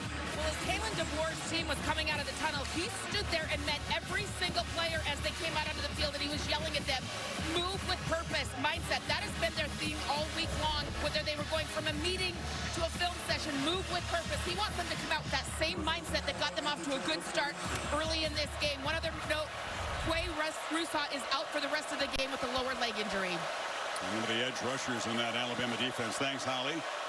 So first down, tied quickly in Georgia territory. And they hand it off to Kevin Riley, who's playing an important role tonight. He picks up about 4 on first down. Yeah, good job. You got 2 backs now that Miller's healthy to be able to keep them both fresh. What I'm seeing here, I saw in the first half, they're attacking the edges. Whether it's jet sweeps to Bernard, whether it's quick throws, they saw Jam Miller out in the flat. Attack the edges of this Georgia defense. Riley motions back in. They hand it to him. And Sutter steps, falls forward. A short gain there will set up a third down. We'll see if the Tide can continue the incredibly efficient conversion on third down. They were 8 for their first 8, 9 for 11 at this point. And the reason they've been able to be effective is they've averaged about 5 yards to go on third down. So they've been staying on schedule for the most part. But even when it has been obvious passing situations, again, let's not forget to continue to talk about the play of this offensive line and the consistency they've played with throughout. The communication has been outstanding, especially on the road here in Athens. Stayed in the huddle a long time. Play clock down at 2. Simpson zips it complete across the middle. Caleb Edwards is a true freshman tight end that they think has a big future. Picks up 17. Watch the head of Simpson and watch him move the linebacker with his eyes. Moves him, comes right back. Easy throw because of the job that he did in manipulating the coverage. Knew exactly where he wanted to go. That passing lane opened up, and the true freshman Edwards makes the catch for another conversion on third down. He's a large human. He's a basketball player as well as football. 6'6", one of 7 guys they signed out of California in the most recruiting cycle. It's a departure from the past, big time. From the 25. Simpson flips it short, and that's down there all over the screen as Miller is knocked down behind the line of scrimmage. Play made by Justin Williams. Heck of a play by Justin Williams. He's a rotational linebacker that'll come in occasionally for C.J. Allen. They get him out there. He's small, but plays with great instincts, and we saw it right there. Georgia does their job. They haven't done it often, but Bama behind the sticks here. Another interesting formation. It's Bernard. Motions back in. He takes the pitch. He's got some blockers on the right side, but Georgia strings it out well. He still escapes. could have been trapped behind the line. Ellis Robinson and K.J. Bolden force him out. And that's a much better job by Georgia flowing to the football and getting off of blocks. Like Chris, you said, he's got 3 guys out in front of him. But look at the red jerseys. There's a nice willing contributor there, Ellis Robinson, who missed a big tackle earlier. This time helped set the edge there as the corner. Nowhere for Bernard to go. And a good job of swarming to the football to get now another 3rd down. Can they get to Simpson off his spot? One of the more challenging 3rd downs they've had, though, needing 11. See if the Dogs bring pressure. Empty backfield. No, they don't. Simpson rolls and fires near sideline, incomplete. That was Josh Cuevas who slipped down. And here comes the field goal team. Yeah, they didn't dial it up. They had a little bit of a stunt up front to try to affect him, but Simpson just got forced out of the pocket just a bit. But there's just nobody open. They sat back for the most part and played zone there, and no one there open, slipped, and attempt a field goal. Talty made a chip shot earlier, this from 43, to make it a 13-point lead. No.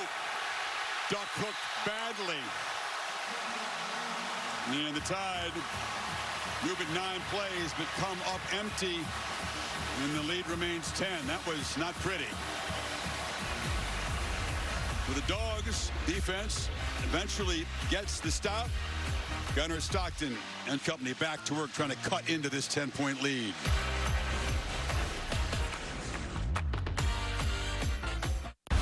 Flows at home in Folsom Field, which has become a pretty electric atmosphere in these night games. Underdogs against BYU, the 2-2 Buffs. That's over on ESPN.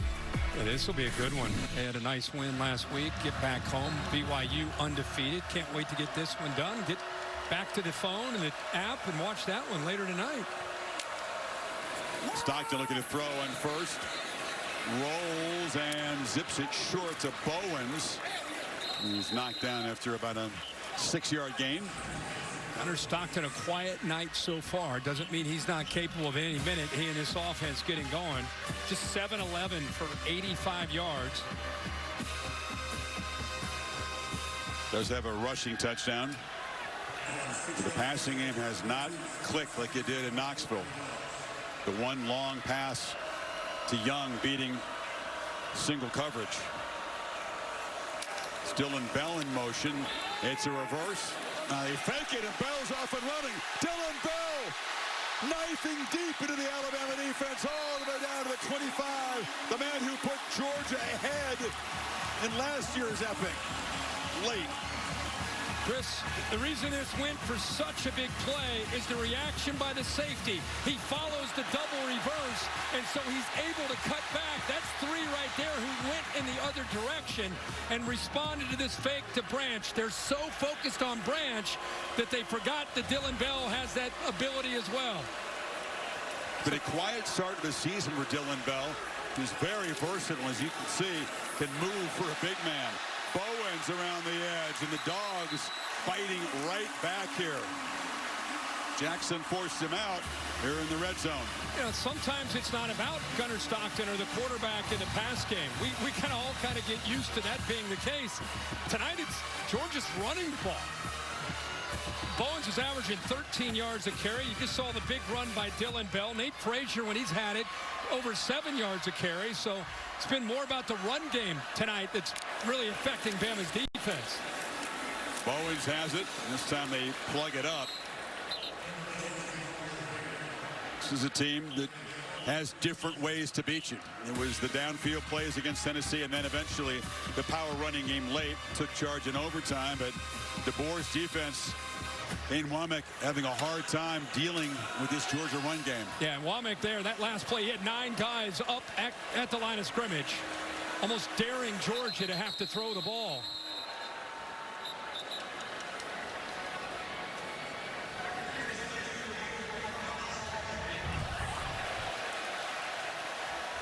Bill Lamagna down there. Couldn't hear what Kyle Olson was saying. I believe he said the play was under review. Got to be looking at a targeting call. Bowens was hit there. Coming in from the left was big LT Overton, key part of that defensive line. Looks like maybe the booth buzzed it down and initiated this review. Bill, what do you see there? They're looking to see, obviously, if he's got a crown of the helmet on the runner. And the crown of the helmet does come in initially. I think it's 23, James Smith, the other side. It looked like Overton, but then that next Alabama defender was 23. That it did look like he lowered the crown. So that was James Smith. You think they're looking at, Bill, the second hit? Yeah, 23 on the hit. And Bill, just for the fans, when it comes to the crown, it doesn't matter where he hits the ball. Technically, head to your toes. You come in leading with the crown of the helmet, forcible contact. Because I think a lot of fans are saying he hit him in the chest, and they just say, you know, how's that targeting? No, that it's targeting regardless of where you got it. Here it is. Watch to the left here. As Smith comes in. And that's to protect that rule. We've talked about it for years. That's for all about the defender and protecting them. After video review, there was targeting by defense. Number 23. That's half the distance to the goal. First down. Number 23 is disqualified from the game.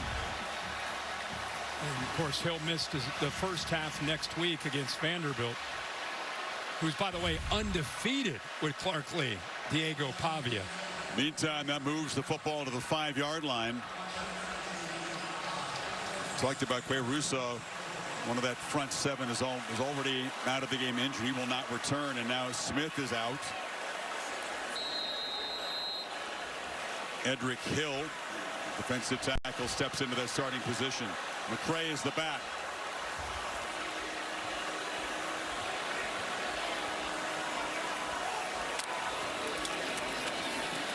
And McCray reaching for the goal line, spotted just short.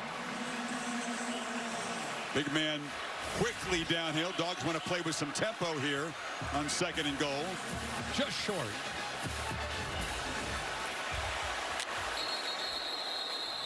And now a whistle. This is no play. Prior to the snap, replay initiated a review of the previous play. The ruling on the field was the runner was short of the goal line. Kirby can't believe it. I mean, they wanted to play with tempo and punch it in here. John Allman is replay official. This pretty clearly wasn't touchdown. He reaches, but the ball is just short by about, you know, just an inch or two. But yeah, I'm with you. And replay's trying to do their job, trying to give Georgia maybe an opportunity to get the touchdown. But he is short, and now you've got the stop in action. Bama can go over and get some water, talk about it, and takes away from Georgia going with that up-tempo to try to punch it in real quick. Get the naked eye just be good enough sometimes. After video review, the ruling on the field is upheld. 2nd down. The crowd booing, but Georgia's inches away here. Real opportunity for momentum swing here. The missed field goal by Alabama to start the half with the ball.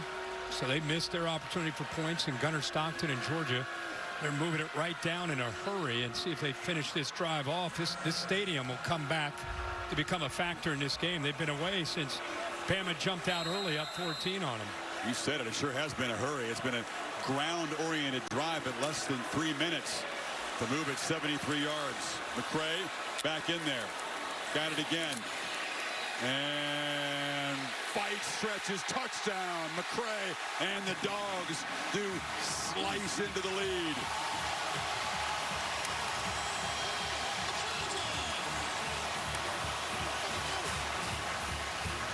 Pretty good collision there just before the goal line. The safety, Keon Sapp, came up, but the hard running there of Josh McCray, he would not be denied.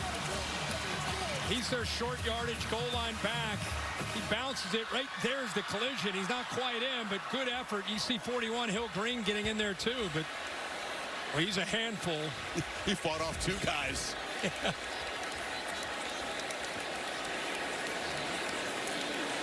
These teams both done a great job of responding. That was Georgia's turn. The lead is down to 3 midway third quarter. Power football by the Dogs. The flex by McCray at the goal line.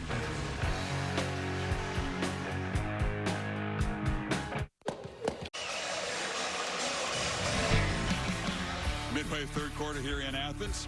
Dr. Pepper transporting us to Fansville. But every day is Saturday, and everyone is a college football fan. Certainly feels like that down in these parts. Georgia fans stunned early. They don't usually see opponents threaten them here, like much less win. Again, it's 33 in a row at home. Kirby Smart has never lost a home night game as Georgia's head coach. And the deficit quickly cut back to 3. If you're going to beat them, you got to go full 60.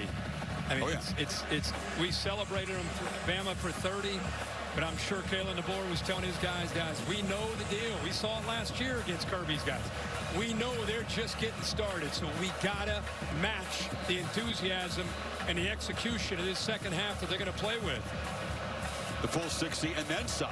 Is it taken an overtime before in this series, and of course was last ball game against Tennessee. Here's a touchback. Cal State Bus and our trusted driver Sam Mitchell motoring around Athens, keeping us up to date with what's going on a wild weekend. What's your All-State good hands play this weekend? We're going to go back to last night. What a shocker. Jason Prevard ends up coming up with this interception. Looked like Florida State may have a chance there to get a score in that second overtime, but congrats to Tony Elliott. What a win for Virginia, sitting there at 4-1. Very easily could be undefeated. It's amazing the job that Tony Elliott has done since he left Dabo as an OC and took over in Charlottesville as the head coach. Congrats to Tony. Knowles hosting the Canes next Saturday night on ABC. All right, can Alabama respond? The lead down to 3. Simpson looking to throw on first down. It's a wide throw to Bernard, who gets a block on the edge. And Jeremy Bernard has to continue to attack the perimeter of Georgia effectively. Now they've been doing it all game long. He's now 8 of 9 getting the ball out there on these screen games. About 120 yards. And they've been starting a lot of the drives with those quick shots out on the perimeter just to get some positive yards. And if you got space out there, you might as well take it.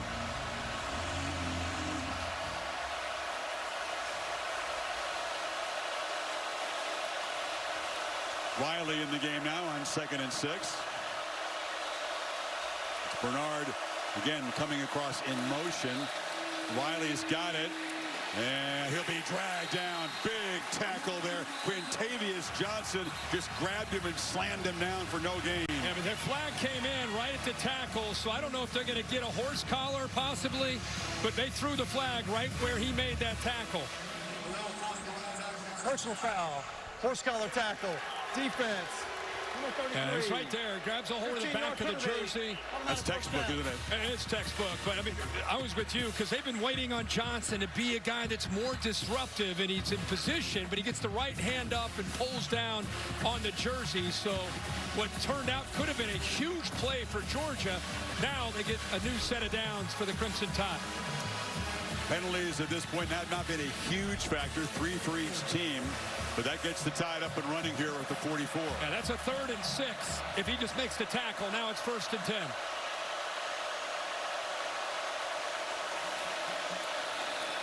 Wiley, deep handoff.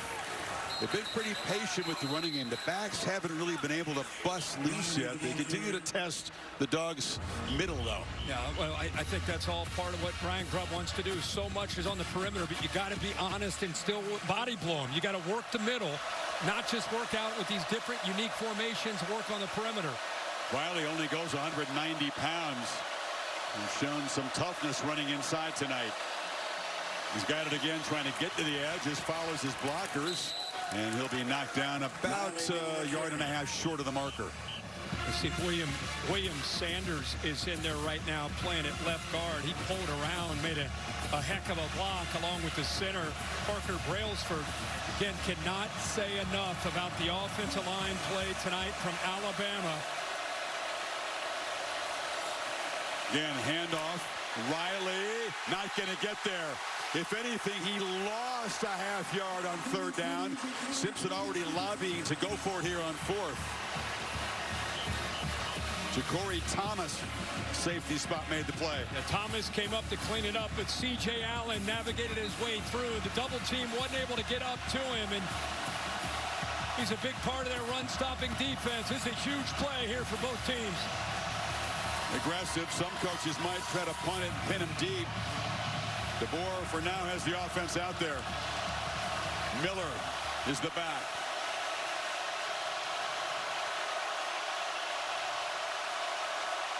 Play clock at 1. It was disorganized from the start, and Quatavius Johnson makes the play.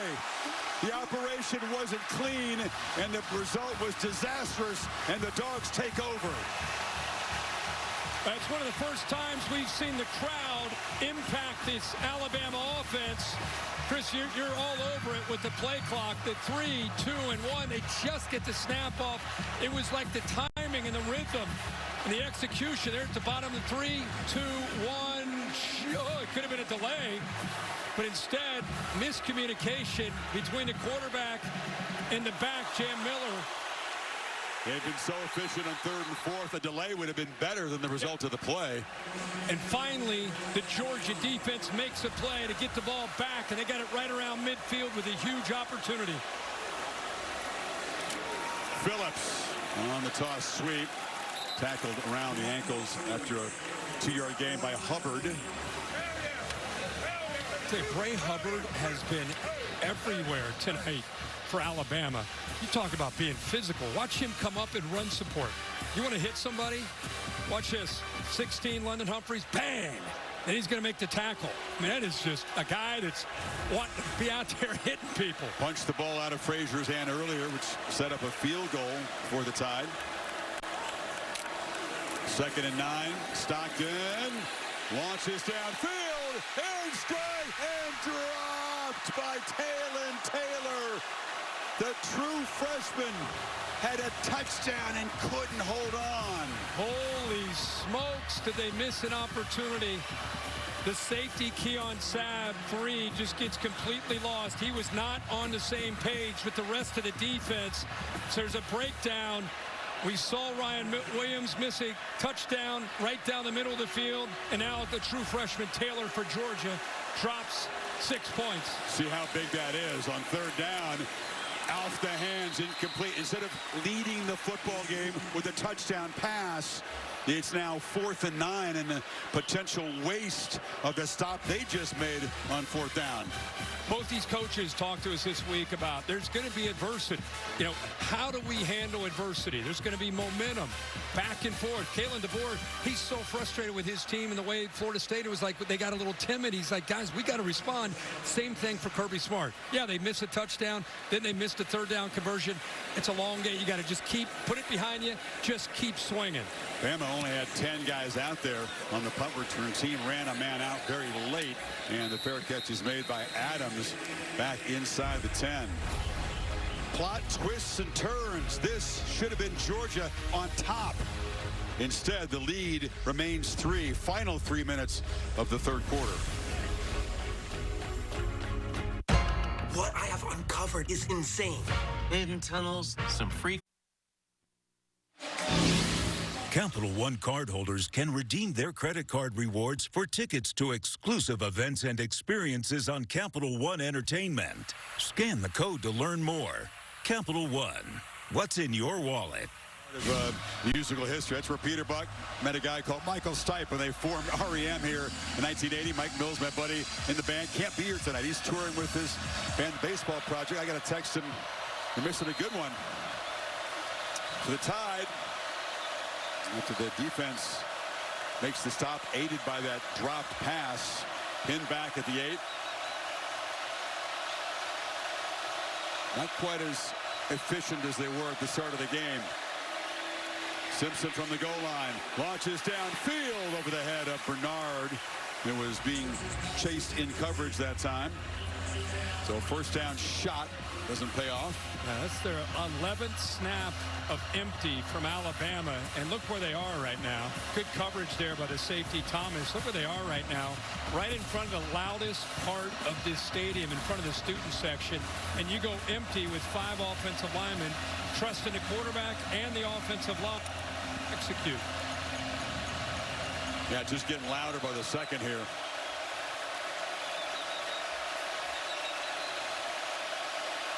Again, the play clock is a factor here. Down at 3. They just get it off. And there's a short completion. Rico Scott. Nope, now they say incomplete. Didn't quite hold it long enough. The Dogs, C.J. Allen is specifically attacking the football. So it's going to be 3rd and 10. Yeah, I think the fans thought it was maybe a fumble, but C.J. Allen, you're getting stretched. When you go empty, and that time they motion it back out, they're trying to create the space back into the inside of this Georgia defense. Asking C.J. Allen, the middle linebacker, who weighs in at about 240 pounds, to be able to make a play in space. That time he did.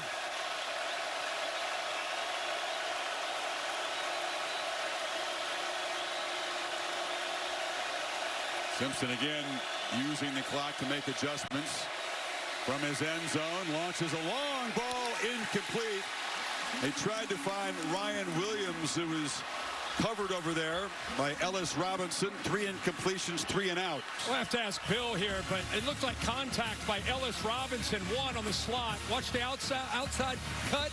Robinson never sees the ball. Bill, what do you think of that? No call. I have early contact. No, it looked like contact. I would have supported it. I don't think he ever saw the football, and he just kind of ran into the back of Ryan Williams. Went through the back. Surprised they didn't make a call there.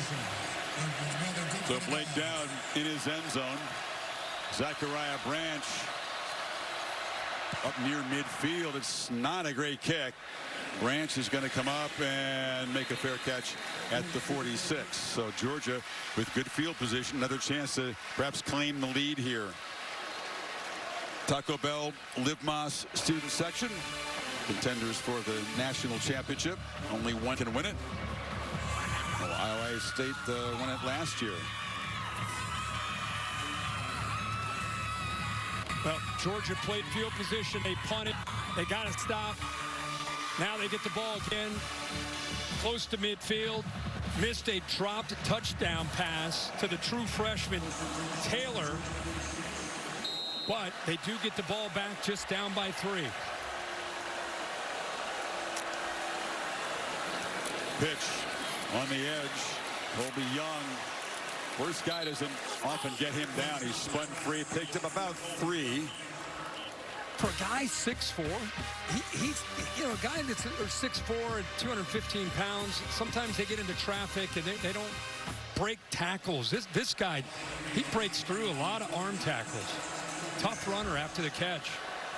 With the big touchdown reception on the go route earlier. They fake it to Bowen. Stockton flushed out and tries to escape. He's going to duck down on the Alabama side of the field with Edric Hill closing in. Picked up 3. 3rd down coming up. Watch Delp work through the middle of this defense. If he has time, look at this. Look at this open up right there. Instead, he gets flushed and has to get out, but we haven't seen a tight end make a catch tonight. That time Delp opened up in the intermediate there against this defense of Bama. Also haven't seen Georgia convert on 3rd down tonight. Another chance here. Stockton running all the way, and they will finally convert as Gunnar Stockton gets the edge. They lost contain out there. He scoots around the left end. Big game, picked up 21. Well, 10, Justin Jefferson has got to be able to work to the outside and not let that ball bounce. He gets caught up in traffic. Good job by 57 Freeling, but a quicker reaction from 10 Jefferson would have been able to allow him to prevent that big play. That's their 5th run today of over 20 yards. They got over 200 rushing yards as a team. Bowens, he's able to get the edge. Knocked out of bounds by Hubbard after picking up about 4 or 5. Final minute of the quarter now. Staying on the ground, kind of sprinkling in the pass game. Haven't had a lot of opportunities to be able to make big plays. It's such a different game for Georgia than a year ago when they faced Alabama. They faced so much man-to-man coverage, and they made a lot of big plays in the pass game in that second half. Tonight, Georgia's facing a lot more zone from Kane Womack. So they've had to rely more on the ground game. You do so again. Bowens has a hole, barrels forward. It's going to be a first down inside the 20. Mean machine in the red and black, Kirk. This is a flex you've seen many times, and the fourth quarter is going to decide it. Final seconds ticking away. Georgia will not snap it. It was dominance in the third quarter. Alabama missed the field goal early. Georgia, 2 chances here to take the lead now. Down 7, end of 3. Back after this message that we're for your local ABC station. You're watching the SEC on ABC.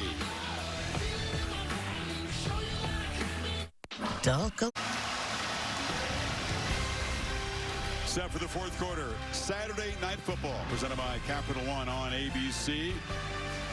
Dogs in the Tide, as they always do, battling back and forth. In the fourth quarter, or perhaps beyond, will decide this game. Now, they reviewed that spot on the run by Bowens. It was ruled a first down and the end of the quarter. Looks like that nothing they saw was going to change that. So it's going to be Georgia set up with a first down to the Alabama 17. Can't help but go back to our call this week with Mike Bobo and the offensive coordinator with Georgia. And he said, I've got to be stubborn tonight on Saturday about running the football. We've got to body blow them no matter what's going on in this game. We've got to be able to lean on them and try to wear them down so we get them into the fourth quarter.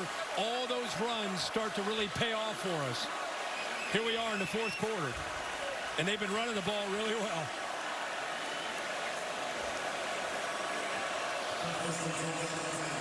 Georgia, when they've been in the red zone, 2 for 2 converting touchdowns. They haven't led yet tonight. McCray bounces free, wrestled down, but not before he picked up about 7. Keep in mind, Juan Gaston is a true freshman playing at right tackle. Donnie Glover is a true freshman playing at right guard, being asked to do a lot of work. His young guys had only been on this campus for not that long in a heavyweight matchup. Keep an eye on that right side and see how they hold up. James Smith, one of the starters up front for the Tide, of course, ejected earlier for targeting. The depth is depleted a bit. Huge hit delivered in the hole there, and that time the Tide stopped him for absolutely nothing. Green met McCray and wouldn't allow anything. Yeah, we just talked about the right side of the offensive line. These freshmen, and they're very talented, but there gives you just a little small indication about how small these angles can be and how quickly these defenders from Alabama can get downhill, and those freshmen on that right side. And through the smoke from the pyrotechnics at the end of the quarter, Georgia tries to convert here on 3rd and 3. Cass Jones is in the game. It's a keeper for Stockton. Stockton slips inside of a tackler. He's spotted right near the marker. Keon Sabb had a chance to drop him behind the line, couldn't do so. Where they're spotting it, looks like 4th down, Kirk. And they're going to go fast here. Here they go. Ball's already ready to be snapped. It's happening quickly. It's an enormous play. Cass Jones is going to be hit behind the line. L.T. Overton makes a huge play for this Tide defense, and they preserve the lead in the red zone. What an effort to be able to make that play. And on that right side, L.T. Overton splits the 2 freshmen that we just talked about. Could have an impact down in that red zone area. How are they going to hold up? Well, here they are. 22's right here across from them. Splits them. Not fooled at all by the tempo. Gets just enough on Cass Jones, who's usually a 3rd down back that slides out of the backfield. How about the play by 22? Great play by Overton. Hindsight says, do you use tempo there? Is that the time to try to play fast? They didn't execute well. And Alabama from the 11. Last possession was their first 3 and out of the night. 3 incompletions. This time they feed Riley. It's been really hard to run in the middle of that Jones defense tonight. Georgia, really good job at his second level. LT Overton earned that oxygen after that play. With this second level, this defense against this run game taking it away. They're going to go back to that empty to try to stretch out Georgia's defense, try to create some space back into the middle. Riley split out far to the left. 4-man rush, pitch downfield, contested battle. It was incomplete. Bernard was defended very well that time by Jones. Good job, Gabe Harris, getting some pressure. We've not seen that a lot. Finally affecting the quarterback. As soon as he throws the football, you can see 2 defenders there. Griffin, the freshman, along with Gabe Harris, forced him to get that ball out of his hands a little bit quicker than he wanted. Everything efficient and clean for Simpson early. He's cooled off, as has this Alabama offense. Need 8 to get the drive going. 4 receivers off to the left. Simpson delivers that side, and the catch is made by Ryan Williams, who takes a big blow from Everett, but moves the sticks. They sat back in zone, eyes on the quarterback to be able to react quickly. Bernard 5's been getting most of the attention, so sneak it back out to number 2, Ryan Williams. And there's the toughness. Dropped a catch earlier, had a few drops earlier this year. And then this time, when it really mattered, comes up clutch for the Tide in his quarterback. Added a little bit of weight, but he's still slightly built at 178. Crucial conversion for Alabama to try to get this offense humming again. Miller off the right edge. Again, not much. Picks up about 3. Yeah, nothing else. You get that ball away with that conversion from the shadows of your own goal line and have to punt it. So you get a new set of downs, continue to work this clock with a 3-point lead, and continue to try to find, they're not going to take their foot off the gas. This is not the time of the game where you start thinking about running the ball just to run it to work clock. They're going to continue to try to find matchups that they like. Isaiah Norton, Bernard Toon, also Ryan Williams. Bernard hurt Georgia in the first half. They defended him very well lately. He moves over to the left slot. Simpson right over the middle, and it's caught out near midfield. Delivered a dart to Isaiah Horton, and they pick up 21. But with Bernard clearing this, you get to dig coming across, and the whole thing is you got to figure out where the linebacker is if you're the quarterback. You got to find that window, and good protection allows him to throw that to find that second window. They clear the safety, create that space, and he was very decisive with his read and accuracy. That second level throw. Not many guys in college football can deliver that better than Ty Simpson's doing right now. All night. Under center now. Play clock down at 2.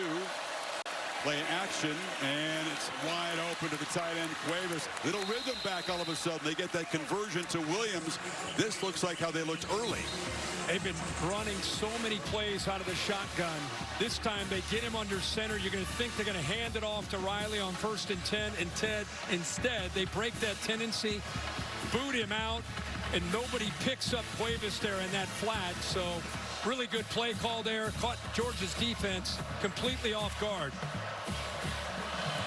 So important to break those tendencies in big moments. Georgia too smart if you're predictable.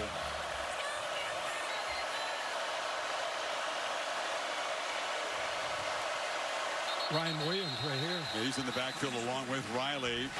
And there's a false start. Offense, number 56. 5-yard penalty. Remains first down. Gino Vandenberg. Holly? Well, that rhythm for Ty Simpson is something he's really been working on since week 1. They felt like he wasn't strong in his progressions. 1, 2, 3, 1, 2, 3. He said, if I was late to my 1, I wasn't accelerating fast enough to get to my 2nd and 3rd read. It's something he and Ryan Grubb have been working on to get on time, accelerate faster. 1, 2, 3, and we're seeing that rhythm right now. Yeah, his feet are the most important thing, and he's had great rhythm tonight, Holly. Eyes and feet have been connected. Another empty backfield. 1st and 15 after the penalty. Dogs bring some pressure. Flips short. And Williams in traffic. Makes a catch and is tackled very quickly. Just not his game in traffic. You know, he's usually downfield or catching the ball underneath. Kind of fakes like he's going out, comes back underneath. Look at 44, chasing that from behind. Heck of a play by Jordan Hall, showing some really good instincts to not let Ryan Williams get started there. Jonah Jonze provided the pressure there. 2nd and 13. End around, and as Bernard knocked out of bounds, actually he's tackled inbounds in the 40. It's going to be a 3rd down and about 6 here for the Tide.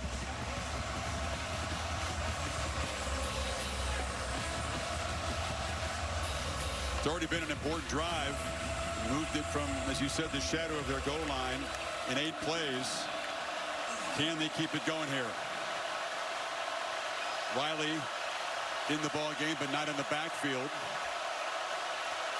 This kid Brooks, the freshman, dangerous. Simpson, deep drop, well protected, fires downfield, and it's incomplete. Tried to find Isaiah Horton. Well defended and broken up by Jones, and it's 4th down. Well, we were just talking about how he's been throwing in rhythm and doing a good job. If that ball is out now, he's got at least a chance, but by the time that ball is thrown, it gives Jones enough time to be able to catch up. You go frame by frame, you can see the left hand there grabbing onto the jersey, but a no call on the field. That's a tough thing to see. We can see it up here frame by frame, but I don't know. What do you think, Bill? That's a tough call to make in this game. Philosophy-wise, we say that's bang, bang, leave it alone. Yep. Late down, drops that point, kicks it high, and it's going to be down at about the 5-yard line. So Alabama able to flip the field. Georgia will take over deep in their territory. 8:10 to play. That unrelenting itch when moderate to severe eczema. Here's the AT&T connected clicker. Go back to this play by Jordan Hall here earlier on this last drive. This is potentially a touchdown if he doesn't show the instincts to follow the center Brailsford to this screen. Look at the alley that Ryan Williams has. If, in fact, that play is not defended as well as it was, look at that alley. He has blockers, but because Hall came off of the rush, made that play, showed the instincts, that play gets blown up and eventually forces Alabama to have to punt the football back to Georgia. It's a great look at a play that could be overlooked, but could have been game-changing. Big time. He not made that tackle. So Georgia from the 5. End around to Branch, and the speedster contributes to the run game by picking up close to 10, getting the drive going before Sabb forced him out. How much fun is he? I mean, we always expect Ryan Williams to be the fleet-footed receiver in this game when he gets his hands on the ball, but Zachariah Branch coming over from USC. We saw him mainly as a return specialist at SC, but Georgia's done such a good job of utilizing his skills as a receiver, especially on jet sweeps like that or just a quick screen game. Quiet night so far, but he can change that in a hurry with his speed. Handoff inside. Bowens bouncing off people. There's a flag in that offensive line area.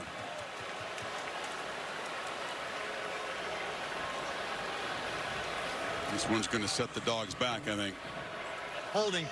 Offense. Number 55. Half the distance of the goal. Remains first Bo down. Hughley. And stepping in. Ernest Green can't go. It's been mix and match on that offensive front. Yeah, Gaston's been in there. Hughley's been in there. That time an obvious hold there by the right tackle. So they had, well, they had the big play by Branch to start the drive. Looks like another positive play. And now you go backwards behind the sticks. 7:35 to go in this game. Down 3. Trying to get away from their own goal line here. And such a different looking Georgia offense in that shootout in Knoxville when Stockton had a 300-yard passing game. Big plays all over the place. At the one big play to Young early, really nothing through the air since. There's a check down and wrestled down at the 15-yard line. Justin Jefferson got Bowens to the ground. It's going to be tough for Gunnar Stockton and Mike Bobo, the offensive coordinator, to come up with a play to get the ball downfield, because Kane Womack right now against Bobo is saying, hey, let's try to attack up front. Let's keep our safeties back. Remember that one touchdown pass they gave up? Blitzed. Corners were on islands. Nobody back to help out. Now they're doing the opposite. They're trying to keep these safeties back as much as they can. 2nd and 9. Stockton is going to be swarmed, trying to overcome that early holding penalty, and now they're going to be behind the sticks on 3rd down. Edric Hill and Tim Keenan dropped him for a loss. Good job at dialing up kind of that mixed look by Alabama's defense. Some twists up front, kind of a zone pressure. Without elite pass rushers, Kane Womack has to get creative with his pressures. Different kind of looks. Fool the offensive line and the quarterback as much as they can. Tide not showing pressure here on 3rd and long. They rush 4. Stockton launches, and the catch is made. Squeezing it in there. Zachariah Branch beginning to make a big impact here. Picked up 22. Watch Hubbard right here trying to read the quarterback's eyes. Watch, and he goes right over top of him to make that throw. What a job of getting that ball in, over top of Hubbard, and then back down to Branch, who got pinballed by 2 different defenders and holds on. What a conversion on 3rd and 11.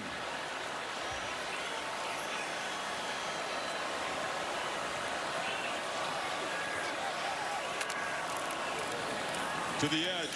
Catch made by White Helton. Hasn't made a big impact yet, the redshirt freshman, but he's got some speed on the edge. He sure does. He made a big clutch catch in that game in Knoxville. They have a lot of confidence in him. In fact, they've got 6 receivers as a group. You know, Branch is usually the guy that's more out to the perimeter. Great to see him make a clutch catch on that 3rd and 11 downfield.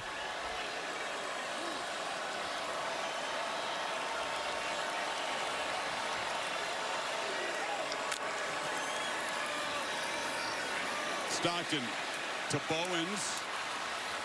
They knew this guy was tough, and they knew he prepared well, but his ability to make plays in the clutch, including that big comeback in Tennessee, certainly won over his teammates. And Stockton trying to do the same thing tonight after a very rough start. Just don't force it. Take what's there. If they're going to drop, check it down. Let your backs and receivers do the work. Branch off to the right. Single coverage over there against the speedster. They look back to the near side to Young, and he draws a crowd and is knocked down near the line of scrimmage by Deontay Lawson. Lawson's had such a great career in Tuscaloosa. Been around, he's had a lot of injuries. 5th-year senior out of Mobile. Seems like we've been sitting down talking with him in production meetings forever. They've used 4:14 on the drive. Quickly and quietly, it's inside of 4 minutes in regulation here. Increased urgency on this possession right here for Georgia. Emma brings heat. It's picked up, and it's incomplete. So they didn't get home, but they perhaps rushed the play. It was Drake Kirkpatrick on the safety blitz. Yeah, they've been mixing up the looks, been a little bit more aggressive on certain downs and distances. That time, as you said, it's Kirkpatrick that brought that pressure. Good job of Hubbard to come over to be able to keep that coverage tight on Branch. And here we go with another big 3rd down. Cass Jones, their 3rd down back to the right of Stockton. Low snap, flag on the play before the snap. Jones is going to be hauled down, slammed down hard for a loss. Dejon Lee, the corner, the freshman, made the play. Let's check what Kyle Olson has to say. And the tight end was moving. Illegal shift. Yeah. Offense. 2 players were moving at the same time and never got set for a second. That penalty's declined. 4th down. So, doesn't matter. They tried to get it to the edge. Another look at the penalty here. And watch the reaction. Watch how quickly up top the corners react. It's Alabama defense. Good job of not allowing, it was Lee, the freshman, not allowing that stalk block to take shape. That time they just took that away. Eyes in the backfield, able to wrap them up for a loss. Dowd punts it. And the fair catch is made. So Georgia comes up empty and uses 4:40 on the clock. Alabama, nursing the three-point lead, takes over deep in their territory.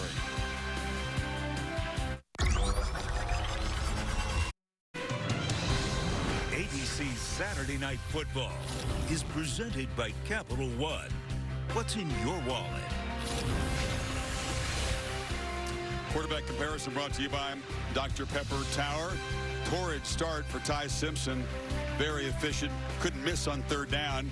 It's cooled off since. Gunnar Stockton, very quiet passing night. Does have one rushing touchdown. But now Simpson and the Tide take over. Third straight possession. Kirk, they've had bad field position. Sitting on this lead. But it's tenuous right now. How does Ryan Grubb play this? They haven't got much from the running game tonight.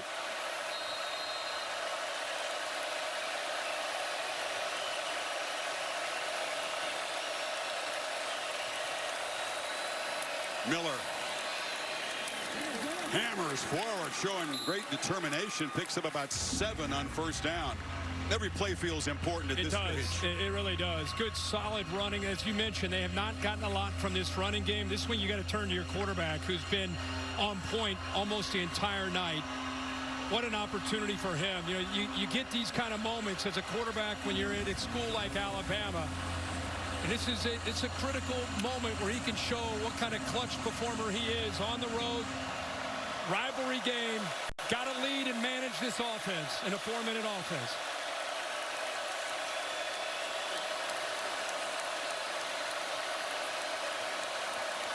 Georgia's defense is kind of leaning forward, expecting a run, and they spend the first time out, try to get things organized. 2:32 left here in Athens.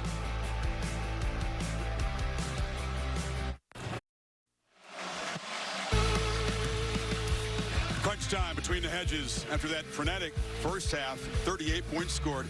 Defenses have controlled the second half. Georgia has the only touchdown after halftime, and Kalen DeBoer hoping his offense can grind out a drive here and secure a huge win for him personally on the road here and snap a 33-game home field win streak by the Dogs.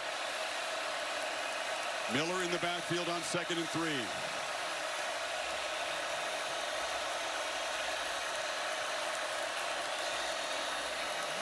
And Jam Miller, who's just finally returning to action tonight after that collarbone injury cost him, is going to be stopped just short, and that's going to bring up a third down. Raylan Wilson made the stop.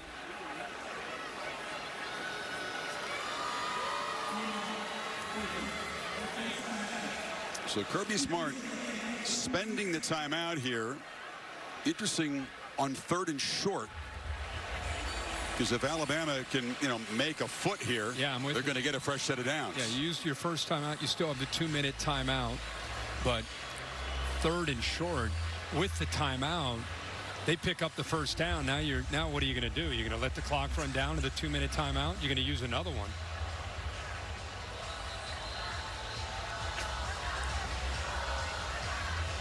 I mean, Georgia knows you're going to run the ball. They have both C.J. Allen and Raylan Wilson kind of cheating up to the line of scrimmage. These guys have been swinging on each other for almost 60 minutes. It's been a battle in the trenches. Miller's powerful, but they don't have a real physical back. They don't have the kind of running back that Georgia has with McCray or Bowens. I think you sneak it here with Simpson.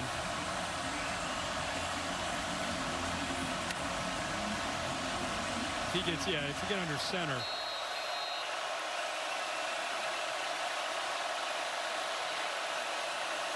They are going to sneak it, and he gets shoved from behind, and where they're spotting it, it's going to be an Alabama first down, and now a flag comes in at the end of the play. I think it's that guy coming in late, diving on top of the pilot for just no reason at all. That was Ellis Robinson, the corner.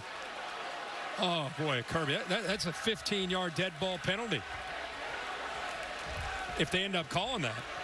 Well, yeah, that would make it a first down no matter where they spot this. I think he got first down. Yeah, more importantly, I mean, in field position, right? If you get the ball back, that's 15 yards. The play is a first down. after the play. Personal foul. Unnecessary roughness. Defense, number 1. That's 15 just... yards will be added. First down.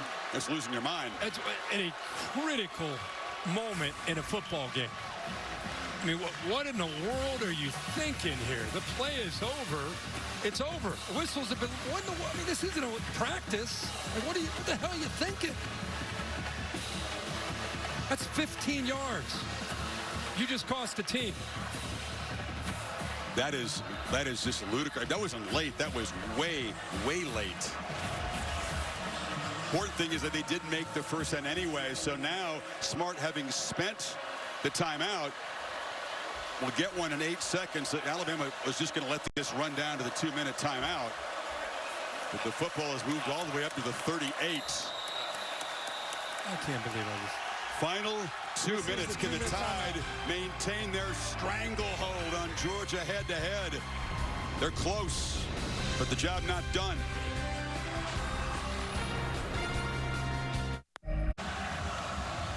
This is off the timeout before that last play. Kirby Smart telling Ellis Robinson, pay attention, lock in. Well, here's what happened in the play. Way after the end of it, diving in, and it could have been called for targeting as he goes head-to-head with Bernard there. As it is. He's off the field, by the way. DeMello Jones, 15 in for him. Jam Miller is the back. It'd be surprising if they didn't feed him here, as Bama continues to try to work on the clock. And Miller breaks a tackle, exactly what they're hoping for on first down. Picks up a chunk. And a good job there by Cuevas, the tight end. Coming over to the backside, cleaned up Gabe Harris. Got to go back to Kirby Smart with that timeout. Really surprised on that 3rd and 6 inches that he ended up using one of those timeouts. Here's this block coming this way, right towards you. Bang, opened it up. Good blocking up front.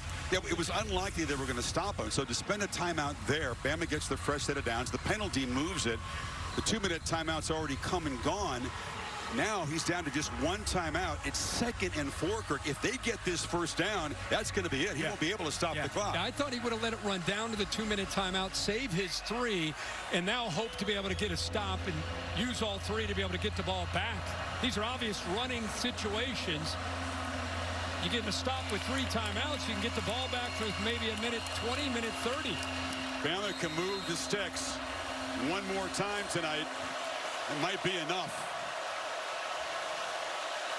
Dogs way forward to stop the run, and they do grab Miller in the backfield.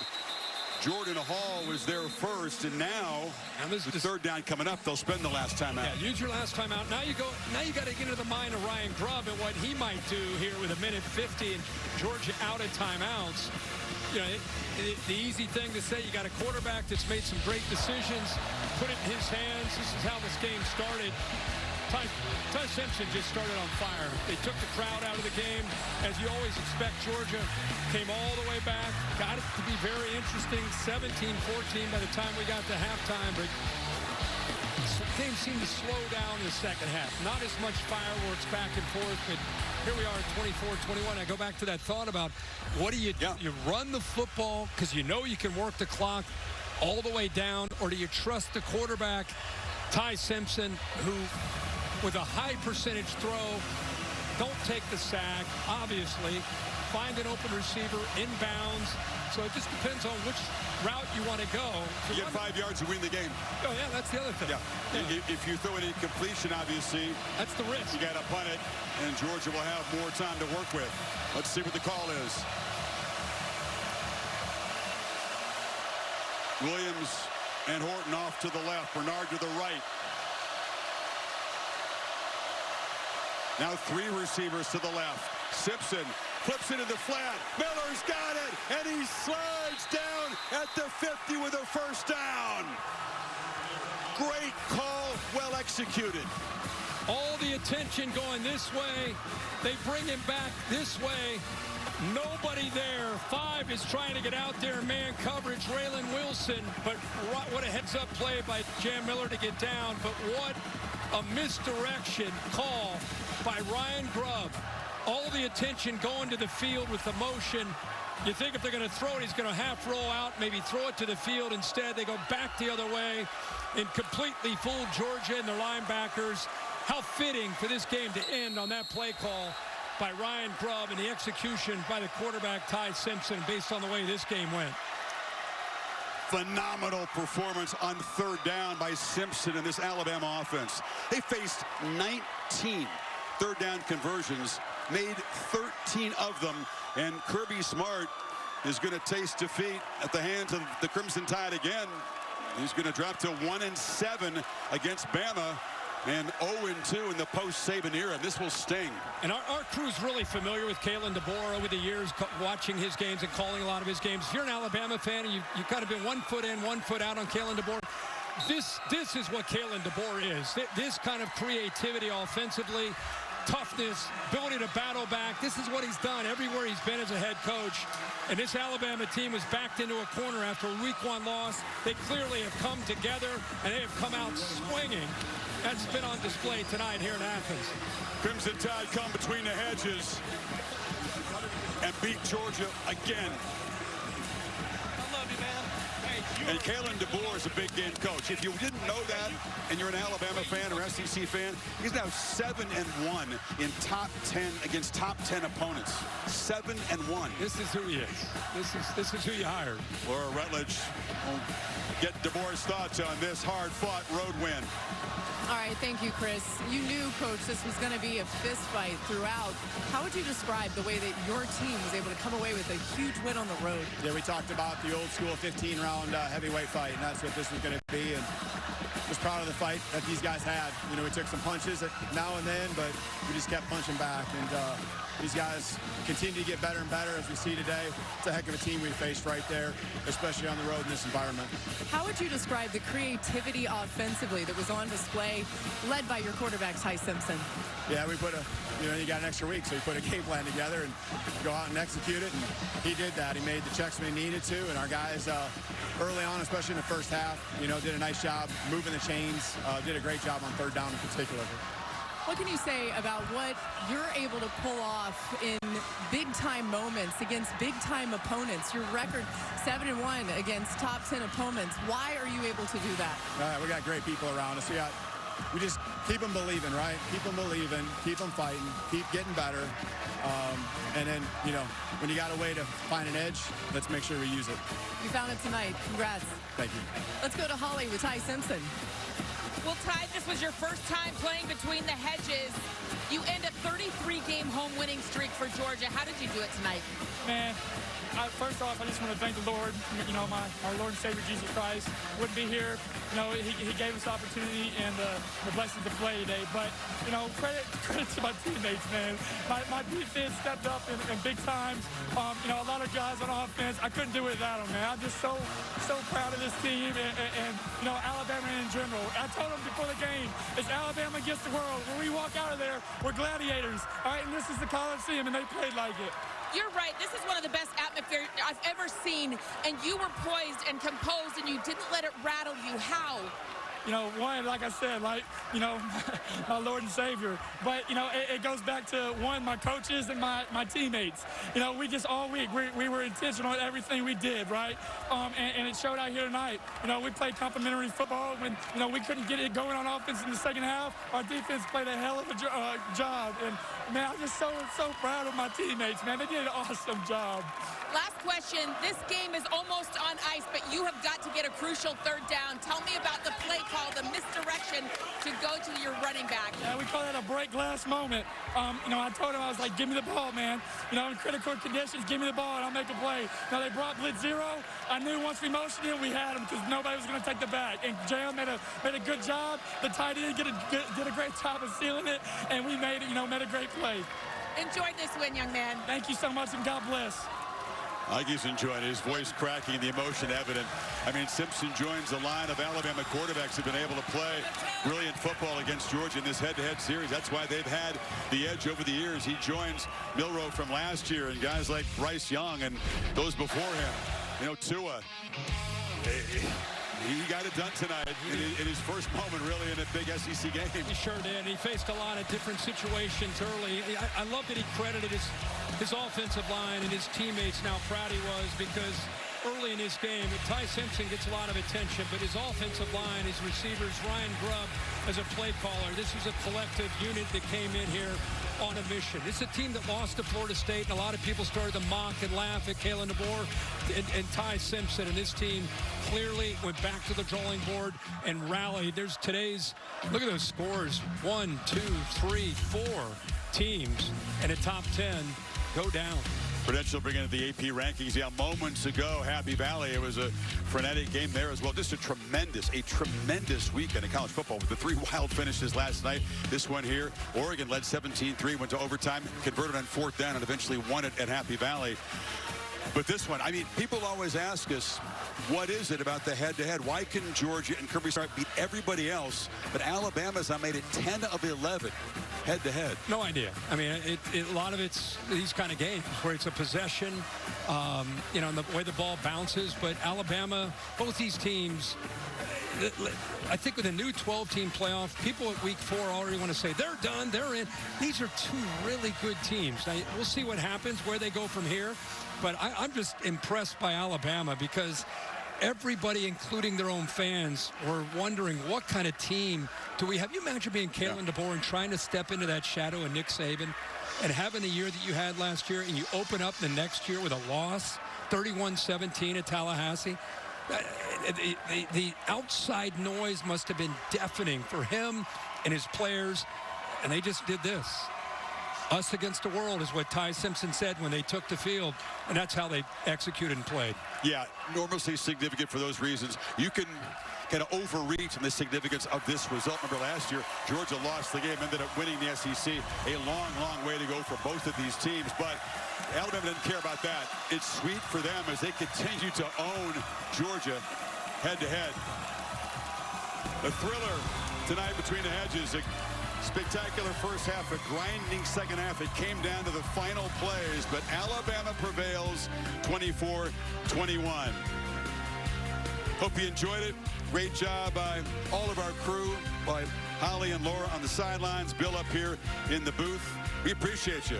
Except for the West Coast, stay tuned for your local news over most of these ABC sessions. Chris, Kirk, Holly, Laura, and Bill saying so long from Athens, Georgia.